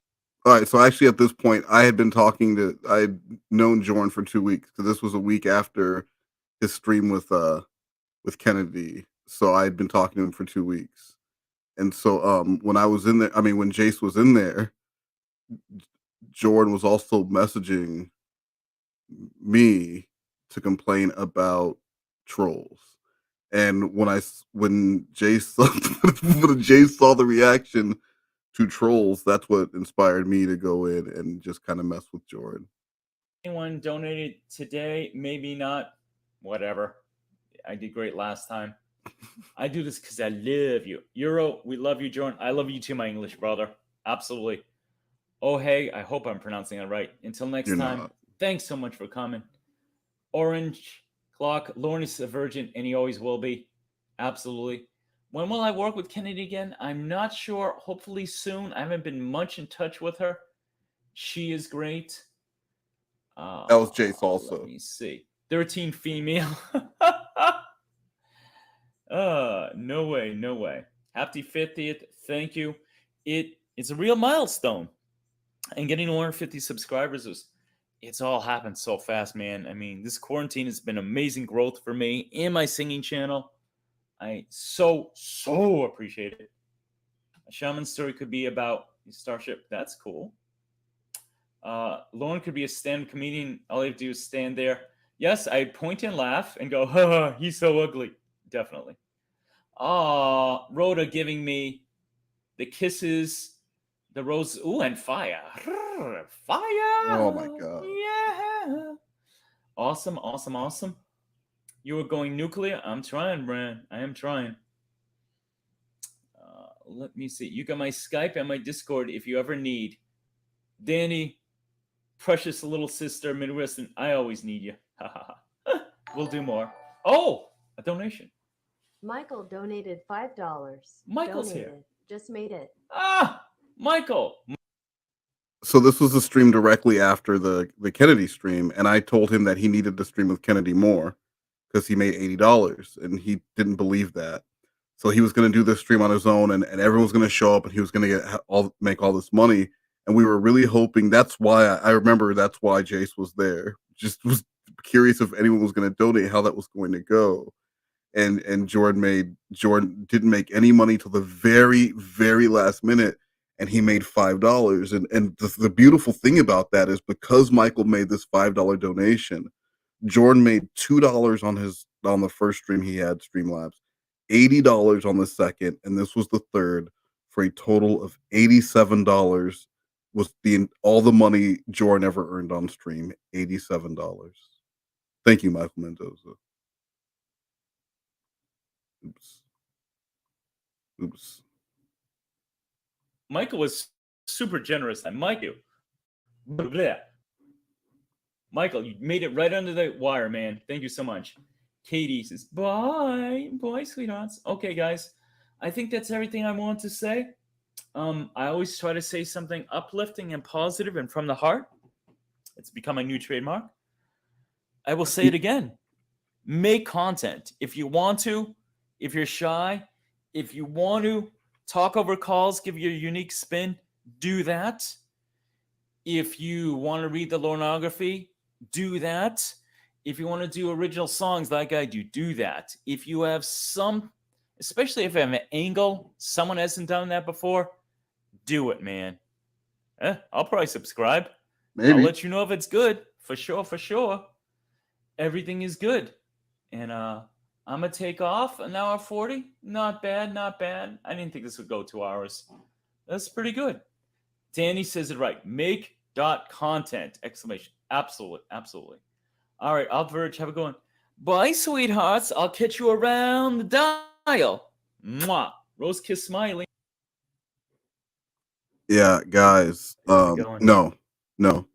That was it. That was 3 straight hours of Jorrun bullshit. So I hope you guys enjoyed. I would normally, play a bunch of stupid stuff to close out, but I need to restart. I'm gonna restart my computer before this Jesse stream so that I don't have any issues. Although it looks good now. But yeah, I need to get ready for that next stream with Evil Little McNuggets. So make sure you guys come back for that. Thank you so much for hanging out. Thank you to anyone watching on replay. And I think to close us out, I'm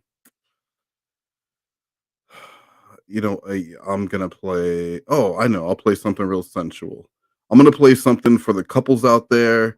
And if I do not see you for the rest of the night, wait, but seriously, come back for the Jessie thing, because Jessie thinking that she's trolling Lauren, catfishing Lauren, is good shit. So if I don't see you for the rest of the night, sleep well.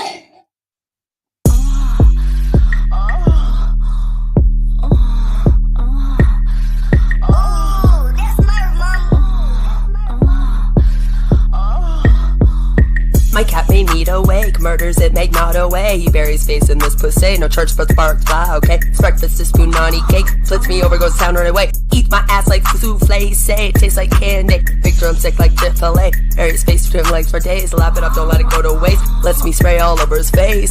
Twerk this big old booty, all down his side, rev up that shaft.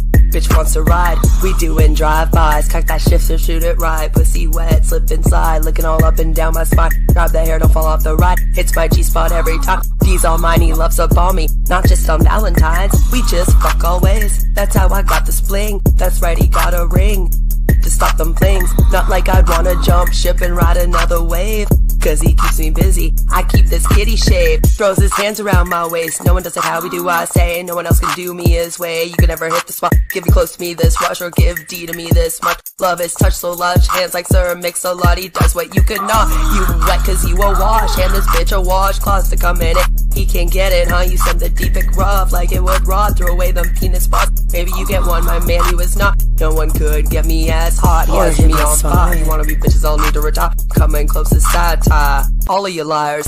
Sucking these titties, Nisman devoured. It keeps me raining like Austin Powers. Keeps me so high like a Burj Khalifa tower. Makes my pussy rain, give him a shower. Belly goes stab as I scream louder. Sob on them roses, a whole bed of flowers. Rip to this cat, give him the honors. Makes me feel like a queen. I come every hour. Like, comment, subscribe, share it.